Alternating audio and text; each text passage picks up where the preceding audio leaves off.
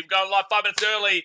It's time to get going, and we are good to go. Hey guys, how you going? So down BKR Sport. We are ready to rock and roll, as the New Zealand Warriors are going to be taking on the Sydney Roosters over there in New Zealand in a game that is genuinely 50-50. Like, it's really difficult to call this one, and we're just going to have to see how it really pans out, because honestly, you can make an argument for both these teams winning. You can also make an argument for both these teams losing. I don't think we're going to be seeing a draw here today, and we're going to be seeing a winner. So, look, it's not an easy one, that's for sure. But the Warriors are at home. The Roosters coming off a big win against the Panthers last week, which is also an even bigger win after last night, because it shows that, look, the Panthers may not have been great last week, but they showed such unreal tenacity yesterday against the Melbourne Storm when they lost Nathan Cleary. They had no Dylan Edwards. They've got this whole changed roster from last year, and yet they're able to really put up an amazing show against a pretty much full-strength Storm team down there in Melbourne. So, look, the Roosters would be pretty chuffed about last week, but you could also make the argument that they put every little ounce of effort into that game. So maybe what do they have left in the tank for this one, you know, especially travelling overseas to New Zealand. So, look, it's going to be really interesting, man. We'll go through the two-team lineups. The game does start in about 20 minutes' time, so hit that thumbs up button. Subscribe if you're new around here, and I will put a quick little disclaimer as well. Yesterday, the stream was completely fine. As you guys know, I'm currently in New Delhi, in India, and this hotel, the internet is okay, like it's fine, but it's not anything spectacular. So if it does cut out in and out, I don't think it will based off of yesterday's stream. But if it does, just understand that it's going to be very occasionally, and we'll still be streaming the entire time. So, obviously, don't go anywhere. We'll be here the entire game. But all right, the New Zealand Warriors and the Roosters. The Warriors come into this game in 10th position, and the Roosters come into this game in 13th position. So both of them not in the 8, but obviously, who cares about the ladder realistically, because it is only 2 rounds gone. This is the 3rd round of the season. This is at Go Media Stadium, Mount Smart over there in Auckland. Now, the Warriors, their ins, Jacob Laban, and their out is Eddie Jeremiah Tuava. You go to the fullback, Charles Neil-Klokstad, with the wingers being Tane Tuolpiki and Roger Tuivasa-Sheck. You got Ali Liatoa and Adam Pompey in the centres, with the 5'8" being Chanel Harris-Tavita and Luke Metcalf. You go to the front rowers, you got James Fisher-Harris and also Mitchell Barnett. Number 9, Wade Egan. Back row of Kurt Catewell and Martin Niagore. And then my boy, the big bopper, amazing machine, Ez Clark, Aaron Clark in the lock. You got the interchange, Dylan Walker, Jackson Ford, Dimitri Vaimauga, and Lika Halasima, with the 18th minute replacement being Jacob Laban and the coach being Andrew Webster. You go through this lineup and you say, look, they should have, like, I genuinely look at some of these names and say, you know, they should be better than what we're all predicting them to be. You know, everyone's pretty much predicting the Warriors super low this season. But they've got Fisher-Harris. You know, they've got a great guy in Ez Clark who's going to work his ass off for you. Okay, well, an ex-Origin forward. You know, you've got Roger Tuivasa-Sheck on the wing there. Charles Nicholl-Klokstad is a great fullback. You know, there are some really, really solid players here. And Tane Tuolpiki, you know, he's a great fullback, but when he's on the wing, he's also doing a great job. Scored a couple of tries. Was it last week or the week before? I can't remember. But Tane Tuolpiki is a great little player. I'm telling you, this Warriors team, you look at them on paper and you go, I genuinely believe they're a better team than what we're predicting them to be.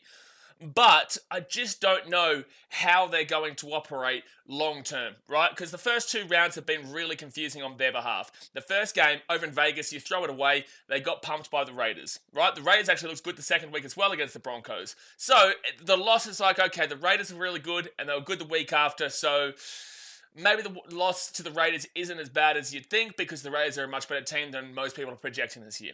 And then they go and whoop Manly. They go and beat Manly, who had a great win in the first week against the Cowboys, but the Cowboys have also looked absolutely dreadful. So, you know, the Warriors are actually in a pretty good position right now, in my opinion, where you'd actually be thinking more on the advantage side rather than the disadvantage side based off of those 2 games. But the reason that we always say, wait 5 to 7 rounds. We don't know shit yet. No one knows anything. We have a good opinion, we have a good idea, but we don't know anything in regards to how the long-term team is looking for any team. And that's why you need to see a good 5 to 7 games, and I would aim for an upper end of that, because it is a 24-game season through 27 rounds, so 7 is like a third of the season, Yeah, 7, 14, 21. Effectively, just under a third of the season. So you do look around that 6-7 mark because that's giving you a pretty good track record of those 7 games. Now, sure, things can change around dramatically. The Knights usually suck for the first half and then come home like a train. Yes, they're 2-0 right now. I'm aware of that. There are teams that, switch it around and go hard late on. And there are teams that actually start well and then fall off in the second half. So that doesn't always mean the case, but it gives you a good idea. 7 rounds is a pretty good track record. So I don't know shit about the Warriors. No one really does yet. Let's see how they play today in front of their home crowd, where they got a big win against Manly last week at home. It's not like they've had to travel. They have been back-to-back at home. Now, for the Sydney Roosters, they've got Spencer Leniu and Victor Radley back in. So that's 2 massive ins here for the Chooks. Then you got the outs, Salesi Foketi and Taylor Lasalu, who was really good actually last week. You go to the fullback, James Tedesco, who was the captain, with the wingers being Daniel Tupou and Dom Young. Centers of Mark Nwangane Tawase and Robert Toya. 5'8" is Sandon Smith. The halfback is Chad Townsend, the newcomer from the Cowboys. You go to the front row forwards of Spencer Leniu and Nafahu White with the number 9 Connor Watson. Back row is Siwa Wong and Angus Crichton with the 13 Victor Radley. Interchange, Zach Docker-Clay, Blake Steep, Hugo Savala and Makahesi Makotoa, with the 18th man replacement being Ethan Roberts, and the coach is Trent Robinson. Roosters, obviously a team that have been absolutely pillaged in this off-season for players. They've lost players to retirement. They've lost players to, rugby union over there with Joey Manu. They've also had Warrior Hargraves go to the Super League. Guys have, they've got injuries to Sam Walker and players all over the place. And it's just, the last week's win for the Roosters was just incredible. They were paying like 11-1 to win, which was insanity, And I did say, I didn't have the balls to tip the Roosters last week, but I did say that it's the Roosters. You just kind of get that feeling like this club knows how to win and they know how to fight adversity.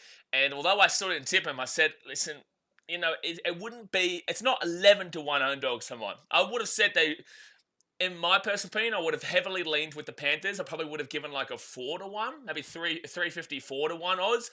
But that's basically saying that, look, I think the Panthers are going to win, but the Roosters are still kind of just about there. You just don't know with them. So, look, I look at this roster and I go, it's not as good as it has been in the past, that's for sure.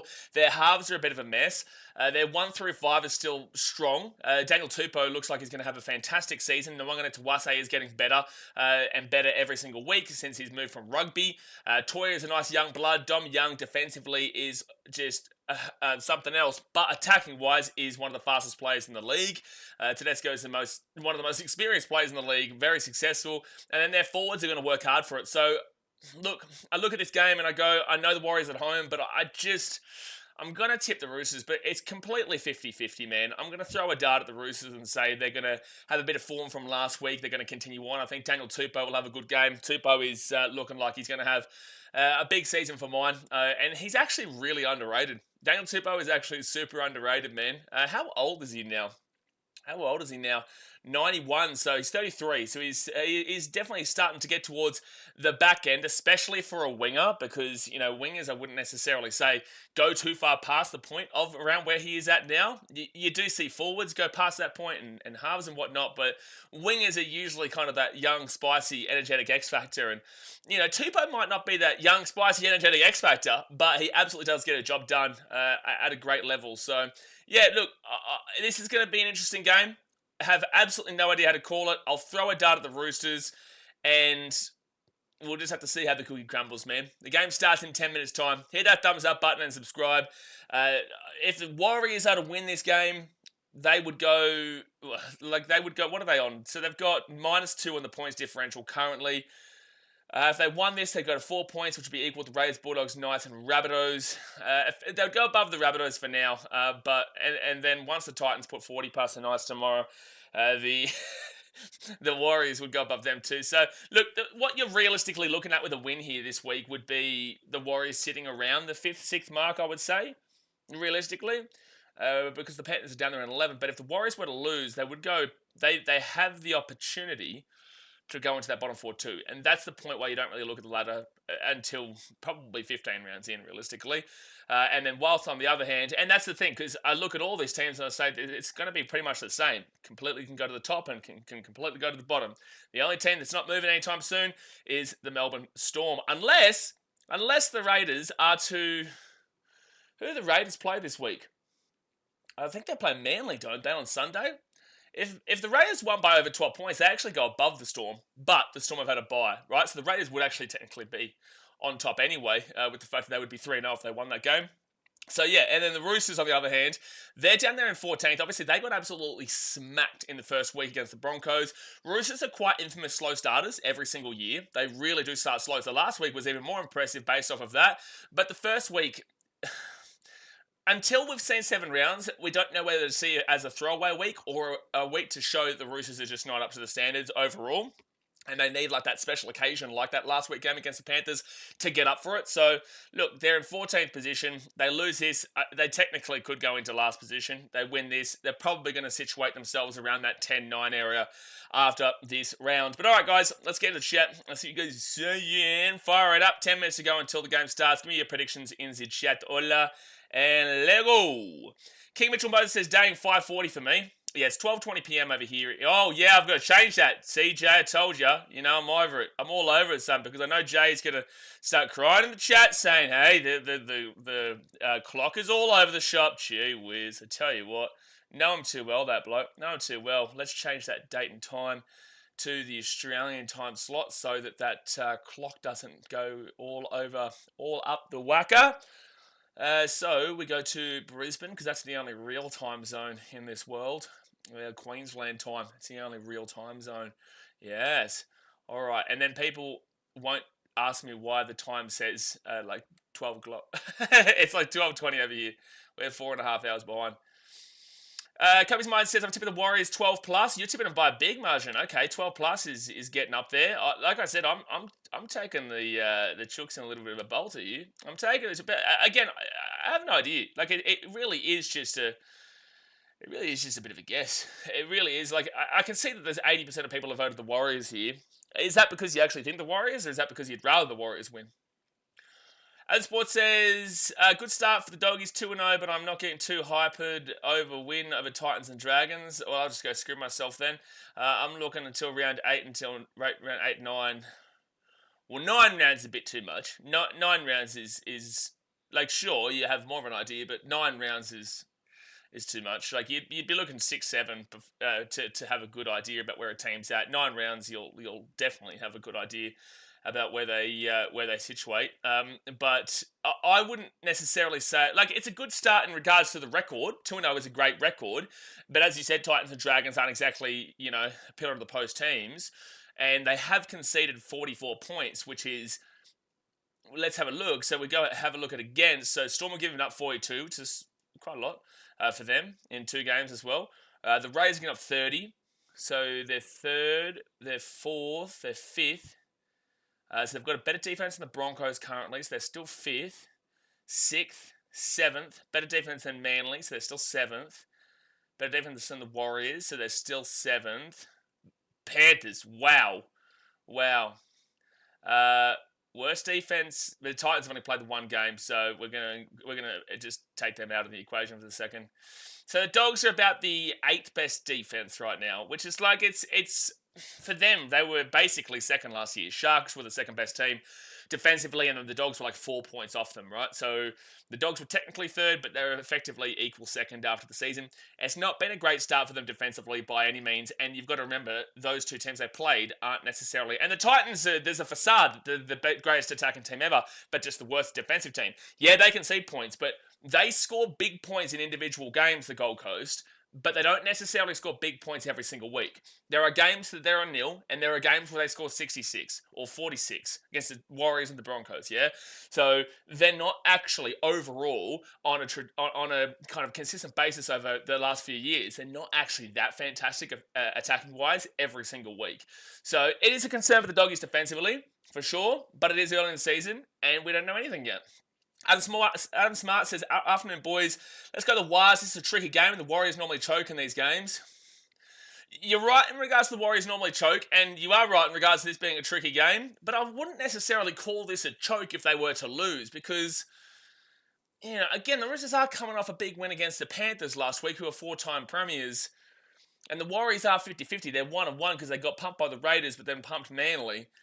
I just think this is a pure 50-50 game, man. Like, there's a reason why it's basically the same odds, and I just feel like it's going to be a game of because the Roosters don't have a fantastic amount of experience. Sure, they've got Tupou and Tedesco. I wouldn't say Nwanga to Wase's experience. Toya definitely not. Dominic Young is kind of on the 50-50 stage there. Sam Smith, no. Chad Townsend, sure. Spencer Leniu, yeah, I'll give it to him. Connor Watson, yeah, I'll give it to him. Nafahu White, Angus Crichton, yeah. Siwa Wong, not so much. And Radley, yeah. It's not the same kind of experienced team that you would normally see where you've got Jared Warrior-Hargraves there. You've also got Joey Manu, these kind of guys. And even Suoli, you wouldn't have called that. You wouldn't have said that he's super experienced in that regard. So, look, they've still got experienced players there. I would still say that the Roosters team overall might be more experienced than. No, I wouldn't. Because you go to the Warriors, Neil Krogstad is experienced. Tuolpiki, no. Leotow, no. Adam Pompey, no. Tuivasa-Sheck, yes. Harris Tavita, kind of. Metcalf, I wouldn't necessarily say. Fisher Harris, absolutely. Wade Egan, yes. Mitchell Barnett, yeah, I would say so, absolutely. Kurt Capewell, definitely. Nia Corey, yeah, sure. And then Aaron Clark, yeah. So actually, no, the Warriors would have more experience here on a numbers basis. But then you look at the name James Tedesco and you're like, okay, well, he knows how to get him across the line, man. He does. So, yeah, it's going to be a super interesting game. That's why I think it is a dart game. Just blindfold yourself, throw the dart, and see where it lands. And for me, it's going to land with the Roosters today, but the Warriors could also... Either one of these teams could win 13 plus. Either one of these teams could win 1 or 12. We could see extra time. We could see a blowout. That's the kind of game this is. As it says, I'm saying Chooks 1 or 12, but I get if the Warriors win at home. Yep. I wouldn't necessarily say the home factor is actually that dramatic as, people like to point out with New Zealand. Actually, let's go have a look at their home record last year. 0% against me when I'm there. We'll put that like that. I know it's going to have this here. So wait, our home. Okay. So home for the Warriors last year, that was 6-5. And it's like, okay, it's not spectacular. Like 6-5 is literally middle ground. In 2023, when they made the preliminary final, they were 8-4. So that's a pretty good home record there. 2022, I think they were back in New Zealand then, weren't they? Were they back in New Zealand then? Yeah, because 2021, I think they were still in Australia. Then maybe 2022 they came back. Or was it late in 2022? I can't really remember. But in 2022, maybe not. Maybe it was the halfway through. 5-7 at home. So we've only really got a couple of years here to kind of go off of that. But I just haven't seen in recent years, besides that 2023 season, maybe I kind of only had to go off last year. Warriors fans, did you go back home to New Zealand in 2022 or was it late 2021? I feel like it might have been halfway through 2022. Logan Ballsack says $20 Roosters, 1 or 12, Tupou and RTS anytime. I like that. That's a pretty good bet, in my opinion. Adam Smart says, is Dom Young on Tuolpiki or Rogers' side? Hilarious him versus Tuolpiki, massive versus small. I don't know. Usually they muck it around when we get into the actual game. So Nwanga, Tuivasa and Tupou, you would expect to be on the side of Adam Pompey and Tuivasa-Sheck, with Dom Young and Toya up against Leotow and Pompey. Tuolpiki and Leotow. But because obviously the 4 and 5 usually will be on the opposite sides of each other because they're on the same side of the field in regards to their positioning. Yeah, so I would assume that Dom Young is on the Tuolpiki and Ali Leotow side. I would assume so. Adam Spar said, said, I can see Marky Mark get one. He was strong last week. Storm struggling against third string Penrith side. Well, let's not go and say struggling. I think that's an unfair thing to assume there with the Storm. They still scored 30 points and they still won the game. And look, to be completely honest with you, I thought there was a couple of controversial calls late on. Like I found out, remember yesterday when I was like, why was Munster penalised against wasn't Crichton? Who was it? No, Crichton. Jeez, for the Panthers, who was it? I can't remember. But Munster got penalised, and I was like, what happened here? I found out that he got penalised for Liam Martin. That's the other one. And I found out that they gave the penalty to the Panthers, and it made no sense. It was just. There's no way that was a penalty. I thought there was a couple of weird calls late on there to try and get the Panthers back into the game. But, overall, I think it's unfair to assume that the Storm struggled.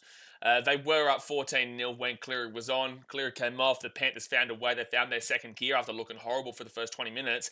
And this is the 4-time premiers we're talking about here. So, I know they've got players out and whatnot, but it's still the 4-time premiers that we're talking about who know how to win. So, yeah, sure. They're 1 out of 3 right now. They lost their... Oh, no, sorry.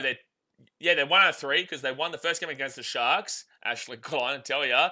And then the game 2, they lost to the Roosters. And then game 3, they lost to the Storm. But, that's a pretty tough start, man. Look at that start for them. They've got the Sharks, and they've got the Roosters, and then they've got the Storm in Melbourne. That's a tough start for the Panthers. So, I think that's a little bit overblown to be saying that the Storm struggled. But I would have expected better from them, for sure. I would have expected them to win by more. But that's not the way the cookie crumbles. And that was 2 elite teams in the competition going at it yesterday. Hillbilly says 2 bounce-back teams going head-to-head. Reckon the Wilds will be the one experiencing a dead cat bounce. Manly were absolutely putrid last week. Yeah, well, Hillbilly, that really confused me last week. Obviously, I know you're a Manly fan. It really confused me last week because I was super hype on Manly after that Cowboys game. And I had Manly for 4th place. They've come out into the field, by the way. I had Manly for 4th place, as you guys know. And I'm still pretty confident that Manly probably do finish around there, as long as Trbojevic and Cherry Evans are healthy. But that really confused me because, yes, the Cowboys look awful. I do think there's a little bit of an ambush coming from them tonight. Not necessarily for a win, but I think they'll give it a real solid crack against the Bronx. But Manly just, to lose that game last week was terrible. So I really don't know how to read that game. I really don't. But I still think Manly are going to be a good team this year, man. I still think they will be. Mitchell says, I don't think anybody asked how the Dogs started, but thanks for telling us. Yeah, no, Mitchell, no. The Dogs aren't actually playing today. No, they're definitely not playing today, the old doggy woof woof. They play on Sunday, don't they, against the Eels? But all right, the Warriors have kicked it off, and the Roosters will start with the ball. Hit that thumbs up button, guys, and subscribe if you're new around here. We also will have the Queensland Derby, the Brisbane Broncos versus the North Queensland Cowboys right after this. Don't know where the Eels came from either. Why are we talking about at least the Squeals? Yeah, no, Mitchell, the Eels being brought up is also another interesting one. What's happening here? Why? Oh, no, Ashley Klein's refereeing. Oh, no, lads. Oh, God bless this, man. God bless this, dude. Ashley Klein is refereeing today, lads. So, 3rd tackle here for the Roosters. He'll get this ball to the 45. Steve Roach is up the wires. Blocker, you're not allowed to have those opinions. Blocker, you are meant to be non-biased. Blocker, how are you in the chat whilst you're commentating right now? Really elegant stuff there from you, Steve. Steve, that's real top-notch effort. Real good stuff. So you must be commentating whilst also typing. Big fan. Hillbilly says Panthers conceding 30 points per game is a shock. Yeah, it's crazy. That's a lot of points because everyone's talking about last week's Warriors get the ball at 10. Everyone's talking about last week where the Panthers conceded 38 to the Roosters or whatever it was. And then last night they conceded 30 to the Storm. But they're forgetting about the first game where they still conceded over 20 points to the Sharks. But that is... The Roosters, on a history basis, is a very successful team. The Storm and the Sharks are going to be good this year. You would argue that is the most difficult 3-game start of the competition. Tell me another team that's had a harder start out of the first 3 games. Like, if there is, I'll straight up admit it, but I find it tough to see a team that's had a harder start. Brocky Sports with the $3 donations. It's better hear you banging a drum from India, Tomoz. There you go. There's your drum, mate. There's your drum. But appreciate your $3 donation. Get around you. Thank you very much. Daniel Brace says, can you show the game? No, how about you get a job? Yeah, no, you obviously are looking for an illegal stream right now, which, is illegal, which is in the name, illegal, and you expect me to show the illegal game footage for you. Wow, really interesting. KO is like... It's too expensive, to be fair. I do find KO is expensive. I watch it on watchnrl.com. Anyway, get a job. 2nd tackle now for the Roosters, and now 3rd tackle at the halfway point, 2.5 minutes in. Jay says, make sure you don't start the clock until at least half time. Cheers. Oh, Jay, I'm already ahead of you, son. I actually, fun fact for you, didn't even see your comment. I literally just did it then because I knew you'd be bawling your eyes in the chat. Roosters now at the 40. Yeah, half time, though. That's a good one. Kiahi Nansen is up the Storm. Yeah, well, good win, but good win yesterday still. Still the Panthers. The ball will bounce here, and the Warriors will grab it at the 13. First tackle. No again. No again. Oh man, it's so funny. It's like these people are literally looking for an illegal stream. Why would you think that YouTube, you're going to be able to find that illegal stream? It is illegal. Roosters will be playing with 12 men for 20 minutes today. 12 men for 20 minutes. Okay, you about to insult Chad Townsend. Wade Egan's grabbing at his jaw right now. TH says, I don't mind who wins as long as they beat each other up. Why, do you play one of these teams next week? Does your team play one of these teams next week? All right. No, there's nothing wrong with that tackle, man. There's no way. Get it. Come on, Wade. There's no way, bro. No way. There's no way he's just complaining about that. So they've played on 4 tackle at 30. That is absolutely diving. There's no way he even felt something on his chin just then. Grabbing it. Like, dearie me. Ben, hello, son. You're up for a big game tonight, mate. Mate, you're up for a big game tonight, mate. Bronx Cows. If you start 0-3, you did win the comp in 2015, but that was with Jonathan Thurston and Matty Scott and whatnot. But if you win the comp from here, I've got to give the Cowboys credit because they look just a Byron at the moment. Any news on Cleary? No, but like he did come off with a concussion, so there's no way he'd be able to play next week. Well, there might be. I'm not too sure. Someone in the chat might be able to let us know. All right, so the Roosters now, 4 tackle. I would say in the first 4 minutes or so, the Roosters have probably started off a little bit better in regards to field position. Nothing really has happened too drastically just yet, though. At the back now, Townsend gets it across into Dom Young, who knocks the ball on. Steve says, Klein has no idea what he's doing like me. Yeah, no, you're right. You're right, mate. You're right. Any thoughts of commentating the AFL? Mate, you know I need to be able to live a life outside of YouTube too. One, the AFL is on during the NRL, but also secondly, I just can't, especially with BKRtravel and all this type of stuff, man, which Jay's going to complain about any moment now, but especially with like the new channel starting up and whatnot, I just don't have the time to do that. So who really built the pyramids? Mind-blowing shit. Thank you, Adam. Really interesting question. Doesn't have anything to do with anything that we're watching right now, but thank you very much for that really intriguing piece of question. So it's going to be a penalty here, and the answer to your question would also be Tina for Asul Malawi. Tina for Asul Malawi is the answer to your question, and I appreciate the question so that I can let everyone know what the honest answer is to who built the pyramids. But that's going to be a penalty here to the Warriors at the 45, and one of the Roosters players went on report. Yeah, it was Cat 1 head knock. Definitely out next week. Absolutely. Yeah. So I'm just trying to figure out if it's any like that's definitely a penalty, mind you. But that was Spencer Leniu, of course it is. So the Warriors, they only kicked the ball like 5 meters. That's disappointing. And better than it's Radley on report. Even more understanding now than Spencer Leniu. Even more. That question is so ancient. No. No, it's a great question to talk about our incredible captain that we all support, Tina Fa'asul Malawi, especially Dogs fans. They love him. 3rd tackle at the 20. Wade Egan gets his ball across it. There's Clark. Go, as you big bopper. They give it underneath to Kirk Catewell, and he'll be taken down at the 15. 4th tackle. First attack here of the game for either team. The Warriors, what can they do? Wade Egan gives it to Aaron Clark. Aaron gets the offload away. Oh, jeez, he's unreal. And Chance Nickel-Klukstad will be taken back at the... gets the offload away? No, they called held. At the 10. So 5th tackle. Let's see if they can get one final play off here. Out to Aaron Clark. Then again to Metcalf. I don't know what's happening here. The Warriors, they flick the ball out. It's 2-on-1 out here. But good cover defense from the Roosters, and the Warriors will get the ball at the 5. So Roosters ball. Roosters ball at the 5. Mitchell. Oh no, Jay. Don't mention the tuk shit. Oh no. Dude, why do I keep forgetting this shit? Why do I keep forgetting the tuk-tuk, dude? I'm going to complain about the heat of India, and I'm also going... That's a penalty to the Roosters for a crusher. That's a penalty against Aaron Clark there, unfortunately, so the Roosters will get a penalty. I'm going to blame Skunkle for 1. First and foremost, Skunkle. Secondly, Milford. Thirdly, the heat here of India. That's why. Yes, no, we can't let Mitchell know that the tuk-tuk if is still not here. Fun fact, that was the first loss from Panthers whilst being ref by Adam G. Really? Wow. The first ever loss to the Panthers.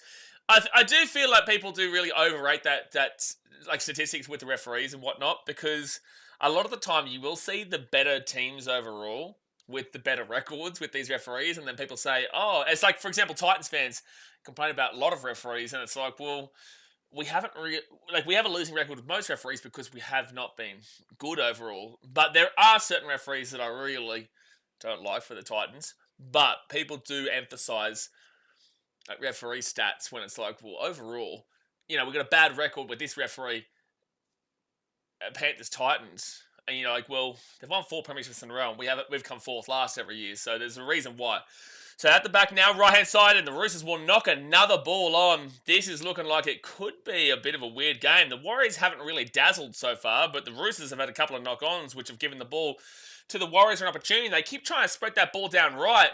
It's like last night, I kept saying, pass the ball to Brian To'o, and he will score. I said this all last night, and he finally got the ball. He scored twice off of 2 attacks. I couldn't believe that the Panthers were just ignoring that just to go down the right-hand side. I know that Paul Alamotti scored twice down the right-hand wing, but, Brian To'o, unfortunately, Blaze Talungi kind of messed him up a little bit because Talungi didn't pass to him a couple of times when he had opportunity galore. I think the Panthers win if they focus a little bit more on that left-hand side with Brian To'o, to be fair. So the Warriors now, 4th tackle at the 30, Fisher Harris. Rolls it back into Wade Egan. He then gives it off to Chanel Harris to Vida. And Dom Young will catch that one at the 10.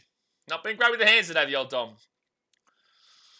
That Titans offside call against the Dolphins was a joke. Well, it's like, I don't complain too heavily. It's like, the reason why that is such a controversial call. 3rd tackle for the Roosters at the 15. 10 minutes gone here, guys. Hit that thumbs up button and subscribe. The reason why that Titans-Dolphins call for the Dolphins with the Titans being offside was... It's like, it's okay if the following week against the Eels, the same thing happened, but from the Eels, but yet the Titans don't get the penalty. So the Dolphins got the penalty, and then they win the game from it. And then the very next week in Parramatta, the same thing happened, but against the Titans, and Tanner Boyd wasn't given a penalty, and the Eels going to win that game by 1 point or whatever. So that's the reason that was so controversial. If it was just the Dolphins game, you're like, sure, okay, fine. But then to be dudded the week after by the same call that we got called here, that's where the controversial nature came into it. So 2nd tackle now at the 35 foot here for the Warriors. Bully Brother, go to Warrior. Choo! Fire it up. Fire it up. Ladyboy gift for the Thailand trip. You need to seek help, mate. You really do need to seek help. All right, 4th tackle now. Oh, by the way, so I was in an auto tuk-tuk last night to the India Gate, like one of the famous monuments here, and I went down, and the auto driver was saying, "You like girl?" And I was like, "Yeah, man, yeah, no, I like girls." I genuinely thought he was asking if I was like gay or straight, because trust me, you never know over here. Roosters get the ball at the 13. You don't know. They will ask you literally anything. And he said, "You like girl?" I said, "Yeah, man, yeah." He's like, "I know good massage place." I said, "No, I'm all good, man. I just want to go see India Gate." He said, No, very good looking girl, very cheap." I said, "I'm okay, thank you very much. I'm okay, thank you very much." Anyway, for about the 10-minute drive, he was just trying to convince me to go to this massage parlour. Obviously, I did not go to this massage parlour, but then again, how are you guys ever going to know that? So you guys are probably going to believe that I did. And look, fair enough. Fair enough. But I don't get the whole fascination. So 5th tackle at the 35. I don't get the whole fascination. Like, that's... For me, that would be so gross, in my opinion. Just, like, personally speaking. They'll kick that ball down, it'll be the Warriors ball at the 5. For me, that would just feel so gross to do, man. I don't get the fascination for it. He must have watched your stream yesterday. What?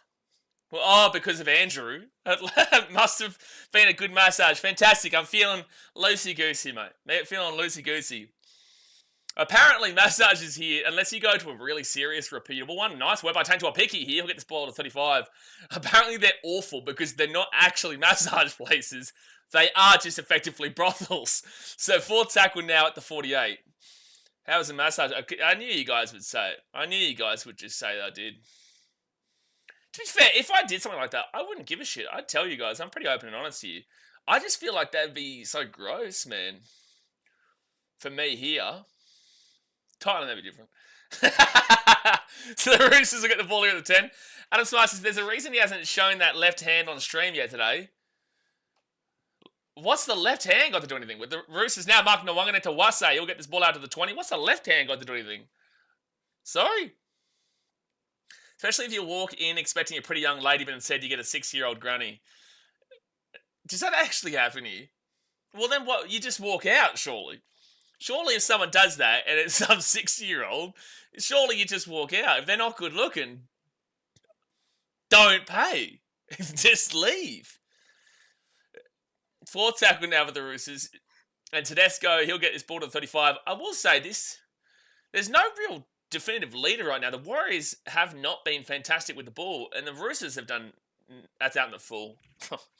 The Roosters keep making mistakes, which are just giving the Warriors opportunity after opportunity after opportunity. And that's coming from one of your most experienced players, if not your most experienced player, who has also won a premiership in Chad Townsend. That's coming from an experienced player. If you're doing that, like you've had 2 knock-ons to the right-hand side, and now you've had the ball kicked out in the full from the 40. Gee whiz, completions 5 from 8 for the Roosters, 7 from 7 for the Warriors. So the Warriors are getting the ball. They are getting the opportunities. They just haven't really done anything with it in the first 14 minutes. I don't understand this left hand thing though. What does the left hand thing mean, Adam Smart? What's the difference between the left and the right hand in regards to what we're talking about? 6 again for the Warriors. They're 25 metres out. Another opportunity. Who's my money on so far? I would probably say based off of the opening 14 minutes, the Warriors, because they've had 7 from 7 completions, but it's not like they've really done anything with it. Like I tipped the Roosters beforehand with a 50-50, opportunity, but I'd say based on the first 14 minutes, the Warriors have probably been a little bit better, but I wouldn't say it's by a significant margin. It's just they're not making mistakes. 3rd tackle now, 5 metres away here from the line. This is a great chance here for the Warriors. Let's see if the Roosters can defend it or if the Warriors can put it in. Metcalf taking down to the 8. 3rd tackle. Wade Egan gives it off here to Chance. Chance then steps, goes back out to the left-hand side and gets crunched in a tackle there by Spencer Leniu. Good tackle too. 5th tackle at the 15. This has not been a fantastic attacking set so far for the Warriors. Up in the air, kicks okay. Knocked back here for the Waz. They get the offload away again to Kurt Catewell. He's going to have to kick it. He does. It's not a bad kick, actually. Tupou knocks it back. That's a knock on. There's a drop it. I don't understand how the Warriors have gotten the ball back here. Roosters. This game is so confusing. The Warriors have been awful attacking wise, but they've had all the ball because the Roosters have just given everything to the Waz. The Waz have to score in this set, surely. Those secrets say what the chat plays. What's the left hand? What do you mean? I'm trying to... Oh, also, when you say A here, they think you're saying I. So my name is now Blizzer. Blizzer. That's a short dropout, and it will be Warriors who get the ball at the 15. My name is now Blizzer, not Blaze. Because A, when you say A, that's their I. So they will say I. And then when you say no, A, they'll write it again for another I. It doesn't. It's not great. 3rd tackle now for the Warriors. Also, B sounds like P to them, so you really have to emphasize the B. 3rd tackle, they give it out to Metcalf. He steps. Nothing happening here. 4th tackle now, 5 metres away here from the line. No, it's a double I, Andrew. It's g'day, Blizzy. 2 eyes. 2 eyes, mate. Come on. Oh, 5th tackle, 2 metres away. Come on, Warriors. You have to put one over. You have to. Wade Egan out the back. Harris Vida. Chancy Liatawa held up. Held up. Warriors again can't score. I don't know if it's the Roosters defense or the Warriors. They keep kind of like jig-jagging and zigzagging and rolling here and rolling there, but then there's not really... Like, that's a good go forward there with a couple of the forward runs, but it just doesn't seem like the halves have got anything going here. The spine's not really got anything moving here. That was a good hold-up play there from the Roosters, though, over the line. So it's going to be 1st tackle now for the Roosters at the 15, now 2nd at the 25. I can't believe the Warriors haven't scored yet. Yes, thank you, Andrew. Get that name right. Get that name right. Andrew was drunk already. Andrew is always drunk. It's like Daz, mate. But then again, Daz is a Dogs fan. Andrew's an Eels fan. So that'd be an interesting drinking session. Very interesting. All right, 3rd tackle now for the Roosters. And it's going to be Nafahu White, another knock on. Oh, my God. Oh, my God, Roosters. Surely Warriors score now. They're 40 metres out. The Roosters have probably got about a 50% completion rate. What are they, 4 from 8? I reckon they're 4 from 8. I'm going to quickly have a look here at the team stats. Team stats, they have currently got a 6 from 9. 66%. And I don't even know if that includes the next one. No, it's 6 from 10. They're 60%. They're 6 from 10. I knew it didn't count that last one. 6 from 10 for the Roosters. They are a 60% completion rate. Like, that is awful. 4 tackle now for the Warriors at the 15. They get this ball here to Aaron Clark. When is it going to break through here for the Wars? They've had a 100% completion rate, I'm pretty certain. Yeah, they have. They're 9 from 9. If they complete this set here, they'll be 10 from 10. At the back now to Metcalf. Metcalf short ball, and they'll get crunched down at the 5. Fit tackle. Oh, there's an injury here. This might be Sandon Smith.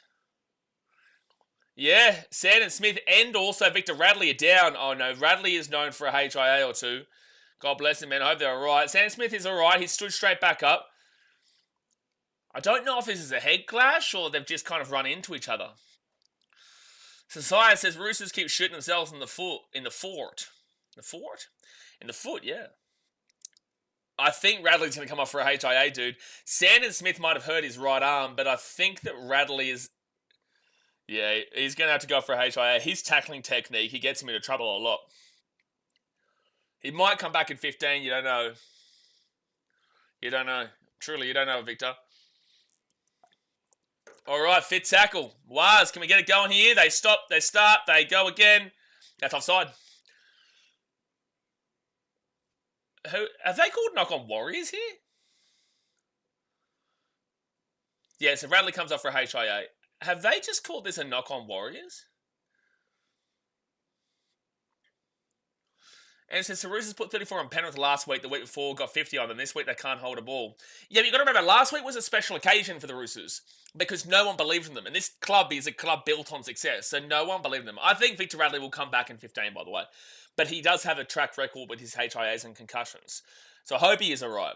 But the Roosters last week had a point to prove. What's the point to prove this week? This is just another week where they want to win. And they don't have to win, but they want to win, right? So that's the thing. Blake Steep comes on here, and it is Roosters' ball. It was a knock on was. It was a knock on was. Roosters now will get this ball here to the 20 to be first tackle. This game's been a bit of a mess. This game has been a bit of a mess. How am I supposed to tip this team? You're not. You're meant to get it wrong. Well, I tipped the Roosters today, to be fair. I did, but I said it was 50-50. And right now, I could make an argument for either team because the Warriors have had all the ball, not the 10 from 10 completions. Actually, they count that as a completion just then? Yeah, 10 from 10. I thought they called it knock on. 4 tackle at the halfway point. 6 again for the Roosters. Here's going to be their first somewhat of attacking opportunity. Their first tackle at the 44. Warriors, you cannot concede this. You have had an absolutely appalling amount of attacking possession. You cannot concede on the first attack for the Roosters. Second tackle here, 32 metres away from the line. Chad Townsend back on the inside to Tedesco. Ooh, taken down to the 20. That was a little Cameron Smith, Cooper Crump, Billy Slater play there. They go at the right, Connor Watson off to Sandon Smith, who was fine. It was like a shoulder thing, but I think it was just a little bit of a knock. 4 tackle now, 20 minutes to go the first half, guys. Hit that like button and subscribe. I'm still believing Daniel Tupou first try scorer. I said this to you guys. I still reckon Tupou is on one for today. They go out to the left-hand side. Tedesco. And Wanganit to Wase passes it. And it's another knock on. Oh, my God. Oh, my God, Roosters. Oh, my God, Roosters, please. Please. Please, Roosters. Stop knocking the ball on. Have they said this is... So the Roosters there, and then he throws it, and then it gets knocked back there from the Warriors, and then the Warriors touch it there. So they're actually going to say that this is a knock-on from the Warriors. Nikhil says, damn, why are these Roosters always getting concussed? That's a bit random, but sure. It's a bit random. Wires haven't beaten the Chooks since 2018. That's a long time, dude. Then again, Titans haven't beaten the Roosters in a long time. Longer than that. So the Roosters do have the ball, by the way. Out to the right, and they'll be taken down 5 metres out, nearly over the sideline. I don't understand how that was Roosters' ball, but I think this tackle's fine. He's just a bit knocked around. It was a good tackle. They've had to call time off. Warriors' attack 10 metres out is so inconsistent. Lucas, it's hard to watch because they've had... no one can tell me they haven't had just an undeniable amount of opportunities here. No, I don't think he's milking it. I think he is injured. I think he's winded or something happened with his ribs maybe. I hope he's alright, Robert Toyer. Like, he's grabbing at his ribs, and he has come down hard on the grass. So, no, I don't think he's milking it. There's nothing wrong with the tackle from the Warriors, but he does definitely come down hard on the grass. If I knew that, I would have got on the chooks. Well, I did tip the chooky, Nathan J. I did tip the chooky. I did. Wasn't because of that. Hey says the Chickens are like the Warriors. I don't even know what that means, but yep, sure. Second tackle now for the Roosters. They're 10 metres away here from the line. This is still, for me, a part of their first attacking possession. For me, it's still a part of the first attacking possession. Out to the left again. Here we go. Tedesco's got to pass that to Tupou there, bro. What is it with teams not passing to their elite wingers on the left-hand wing? Panthers first with Brian To'o, and now tonight with Daniel Tupou. So 4 tackle here for the Roosters. They're 10 metres away here from the line. Connor Watson goes back out to the left. They go short. They're 3 metres away. All right, where do they go? Left or right? Or good night. They will go out to the right. Short ball. Nafauai with the try. Okay, Warriors, you've got to be a little bit concerned. It took the Roosters all of 1 attacking possession, 2 attacking sets, but 1 attacking possession to score a try, and the Roosters will score right next to the post. So it is 4-0 with the kick to come. And it says, oh no, for the rest of the stream, we're going to hear pass at tubes. Well, am I wrong?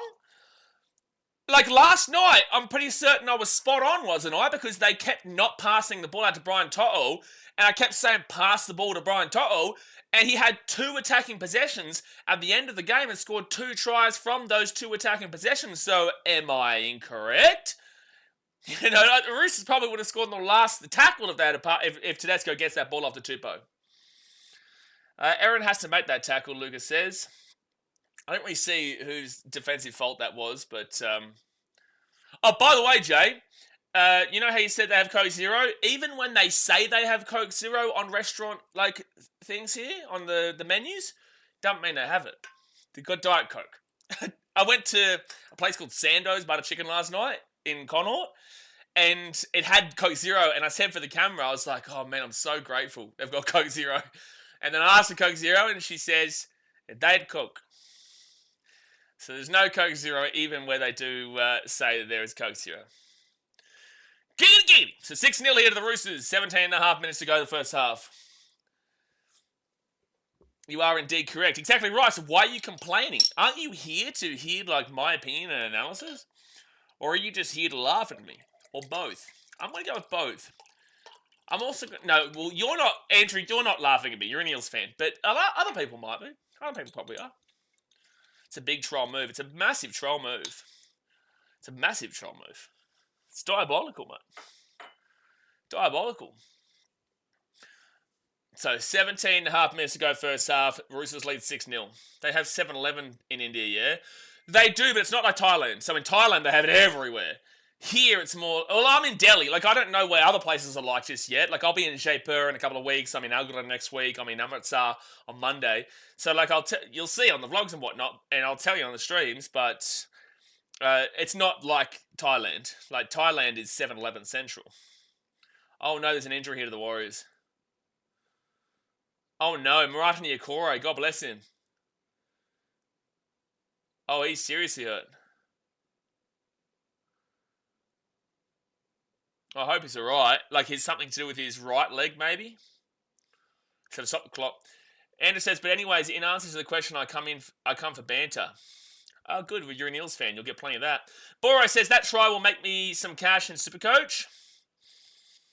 And Nafauai White scored, yeah? Is he like... I don't have time to play Supercoach. Yeah, it was Nafauai White. I don't have time to play Supercoach anymore, but is he like a big popular option right now? Nafauai White? Especially with Lindsay Collins out, I guess. I got to ask, being an Indo-Fijian, how do you end up in Fiji and now in India? That's a great point, to be fair. That's a great point. I'm obviously not Indo-Fijian, but it's a great question. I was actually just planning to go see my dad in Vietnam and randomly said, you know what, I'm in the area, I may as well go to India. And it turned from a 28-day trip, like 4 weeks, into 3 months. So that's literally how it happened. Fit tackle now at the 45. I just want to appreciate perspective and understand different cultures and whatnot, man. And that's why we're here. And this is a very tough place to travel, but it's very, very fun and interesting. But also, some days can be the worst days of your life here, and some days can be amazing. Jaipur is full of touts and hustlers. It's pretty bad there also, just a heads up. I would assume everywhere will be like that, Jay, to be fair. But thank you. Second tackle at the 44. Truly. Like yesterday, I had one of those religious scammers, Joe. He was telling me that he was going to tell me my mum's name. Third tackle at 45. It's going to be 6 again here for the Warriors. So first tackle at the 45. I had one of those religious scammers, and I had 500 rupee in my pocket. I said, mate, you give me my mother's name, because he said he would. You give me my mother's name, and I will give you this 500 rupee. He said her name was Janet. People who have known this channel long enough know my mother's name is not Janet. But they are just... A lot of them are full of shit, and you just don't know who to... You can't really trust anybody, man. It sucks. It sucks to say, but it's true. Third tackle now at the 18. Goa is apparently nice. A lot of Russians there, Jay. Goa is apparently nice, though. So fourth tackle here at the 8. 8 metres away here for the Warriors. 6 again. Warriors, you've been down here a lot. You have to score at some stage. That is the game of rugby league. You have to score at some stage. Ali Aliatawa will get taken down 5 metres away from the line. It's constant. Who are you rooting for? I'm new to the channel. I don't have a dog in the fight, mate. I'm a Titans fan. I would prefer the Warriors to win because I like the Wars. I've got a couple of mates who play with the team, and Ez Clark and Tan Boyd. But yeah, I don't really have a dog in the fight, man. Like, I would say I'd prefer the Warriors to win. I did tip the Roosters, but I'm just here watching the game, and we stream every game here, so... So Warriors now out the back, right-hand side. Luke Metcalf gives it off to Nickel Clockstad. Here's a chance. Liatawa tries over the wires. They will score finally out in the right wing. Finally out to the right wing, and it is 4-6 with the kick to come to the Warriors. Well, you scored there, Lucas. There you go. Yes, lots have him to start the season. Oh, there you go. Oh, 367,000. Okay, yeah. From my knowledge of Supercoach, that is a good price then for a guy who's starting in the front row right now. Obviously, won't be starting there when Lindsay Collins is back, though. Because Lindsay Collins was a late exclusion here. I don't even know what happened to Lindsay. Andrew says he's a massive Bronx fan. He can't wait for the next game. You can shut your mouth. Apple Whizzle says, hey, I'm new to this. Are the Roosters winning? Well, they're currently up 6-4, but the Warriors have just scored to make it 4-6 with the kit to come. They get this. It'll be 6-6, obviously. I tipped the Roosters, but it's a very 50-50 game.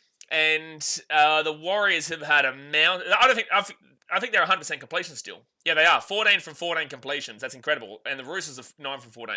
So I will say, if the Roosters can start completing the sets, they probably go on to win this game. Because to be 9 from 14, it's 64% completion rate, whilst the Warriors are 14 from 14, and it's still down until they get this kick from the right-hand sideline. That's not a great look there for the Warriors, and they've had a lot of opportunity in the attacking area. They've had a lot of ball in that red zone 20. So they finally scored here. They finally scored, but... You know, there's concerning signs there for the Warriors that it took them this long to get there, especially with a completion rate of 14 from 14. Ali's going to be tough to drop for Rocco, but I want Rocco back. Pompey could be odd man out. Yeah, I would be playing Ali Liatawa and Rocco Berry. And Metcalf will miss the kick, so it will stay 4-6 here. We'll say 6-4 to the Roosters. It will say 6-4 to the Roosters. Ah, there's my boy. There is my boy, Mr. Shuey. Roger Shuey versus Shet. That's him. Are you in India for the IPL? No, I'm into India just travelling, man, but I am going to go to some IPL games, but you'll have to watch them over on BKRtravel, not here. So BKRtravel is my second channel. Videos are absolutely inbound. They are inbound like crazy, actually, to be fair. But the IPL starts on Sunday. I'm considering potentially streaming, because it's a great time zone for me, obviously. But no, I'm not here for the IPL. I will go to some IPL, though. Are we still Rocco Fan Club? I'd be going Rocco and Ali Liatawa. Rockaberry Fan Club always. Always. Someone says, is old mate in here that part-time supports the Wars? Nah, he's part-time, so he's not here until they start winning. So, for people who don't know, we have a subscriber here who the other day told us that he only supports the Warriors when they play at home, doesn't support them when they play away. And they are playing at home, so he should be here. That's a penalty of the Warriors, the 40. Penalty of the Warriors, the 40. The second you mentioned the IPL, an ad came up for it on KO. How are you seeing an ad for it on KO? Are you talking about like on my stream? Because where was the ad break just then? Not surprising though. Victor Radley will be coming back. He does pass his HIA. But yes, we have a subscriber here who does. He said that he's only a Warriors fan during home games. Deary me, dude. Deary me. Can the game end in a tie? Apple Whistle says. Yes, it can. So there's 80 minutes, and then if it's still tied, then there is a 10-minute span of a golden point. So whoever scores the first point wins the game. If there is no score after that 10 minutes, then it will be a draw. Yes. So it can end in a draw. There can be a draw which ends up going to golden point, but for the most part, you're not really going to be seeing extra times. We haven't seen an extra time survive the season, and you only usually see, throughout the 27 rounds, you probably only see about 5 to 10 maybe across 27 rounds, and that's if you're lucky too. Yeah, you won't see it too much anymore because of how high scoring and fast paced the game is. So at the bat, Dylan Walker gives it off to Metcalf. That was really odd, but it's kind of worked. Kurt Capewell now. The Warriors' attack is so jumbled, dude, for mine. It's so jumbled. Fit tackled. Nickel Clockstad, 13 metres away. Yes, Makatoa is in the game. Fit tackle, Aaron Clark, Luke Metcalf. Here's a chance, no, Leah Tower. That's Pompey. Sorry. No Pompey. Pompey just tries to get the tip on and it goes forward by a mile. Oh, bottom of the screen here. Well, thank you for the payment, Blake. Hadaroni says, Roosters, sorry, Warriors. Fair enough. Well, Lucas, is there anything better than the Eels, Andrew? Andrew just cops it now. I wouldn't mind watching IPL streams. So IPL is on quite late for you guys. So for me, the IPL's on at a phenomenal time. It's like 7 o'clock, 7:30. But I'm 4.5 hours behind Queensland and 5.5 hours behind Muppetville. So 7 p.m. games here in India, when we're all in the same time zone, would be 8, 9, 10, 11:30 Queensland time, 12:30 a.m. Muppetville time. So, it's difficult to watch if you're in Australia. So third tackle now for the Roosters, and they're going to get this ball to the 40 on 4 tackle. 10 minutes to go in the first half, guys. Hit that thumbs up button and subscribe. It is 6-4 to the Roosters in a really mumbo-jumbo kind of game at the moment. It'll be fit tackle for the Roosters at the 50. How many teams in the NRL? There are 17 teams. 17, but by 2032, there's probably going to be 20 teams. In 2027, there is the Papua New Guinean team coming in. Oh, they got the ball offloaded. It's still Roosters' ball. And they haven't... Angus Crichton, he'll give it off. He'll get it to Tupou. Tupou at 35. He'll just whack that ball up into the centre. Mumbo Jumbo. Bushka. Chad Townsend with a good tackle on Roger Tuivasa-Sheck, who was back at the 10. First tackle here for the Warriors, but that was all over the shop. This game kind of has been like that. Andrew says, Muppetville is Adelaide, so that makes sense. No, I'm talking about New South Wales. No. This is like soccer and football put together. It's kind of absolutely nothing like soccer. Absolutely nothing. Besides the fact that it has posts on the field, but you don't use the posts for the same reason. Wade Egan at the halfway point. Good run, though. Fit tackle. Because he wouldn't be calling the current shield holders Muppetville. Oh, well. Out of the last 3 years, you've only won once, so you've won a third of it. And if we go back through history, you're not even actually close to Queensland. So, I can still definitely talk about it for sure. For sure, yeah. But well done, your one little trophy. You're going to chuck a dog a bone sometimes, So it's going to be Nwangane Tawase. He gets his ball here to the 25. Okay, Apple Whistle. They kick a ball occasionally. That's the only comparison I'll give you. But it's very occasionally, and it's just at the end of the tackle count. But yes, very occasionally will you see it. Once per set at the end. For the most part, it's nothing like soccer, but you kind of got me, I guess. They kick the ball in NFL as well. Does that mean NFL is like soccer?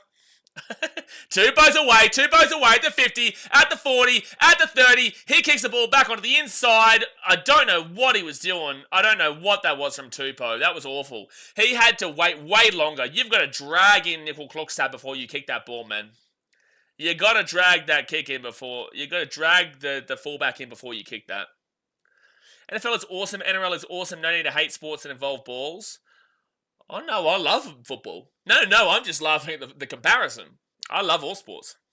The only sport that I don't like is probably, men's mud wrestling. I'm probably not into that. But hey, listen, I watch women's. How about that? Put my hand up. Take one for the team. Take one for the team there. Not going to probably watch the men's mud wrestling, though. I am sexist in that regards. I am very sexist in that regards. Not into the old men's mud wrestling. But outside of that, I love every sport. So Dom Young will get this ball to the 20. What about hobby horsing? I don't even know what that is. That's apparently the Roosters at the 20. I don't even know what hobby horsing is. And I don't even know if I want to Google it because I doubt that it's going to be a good Google image. It's pretty similar to lawn bowls.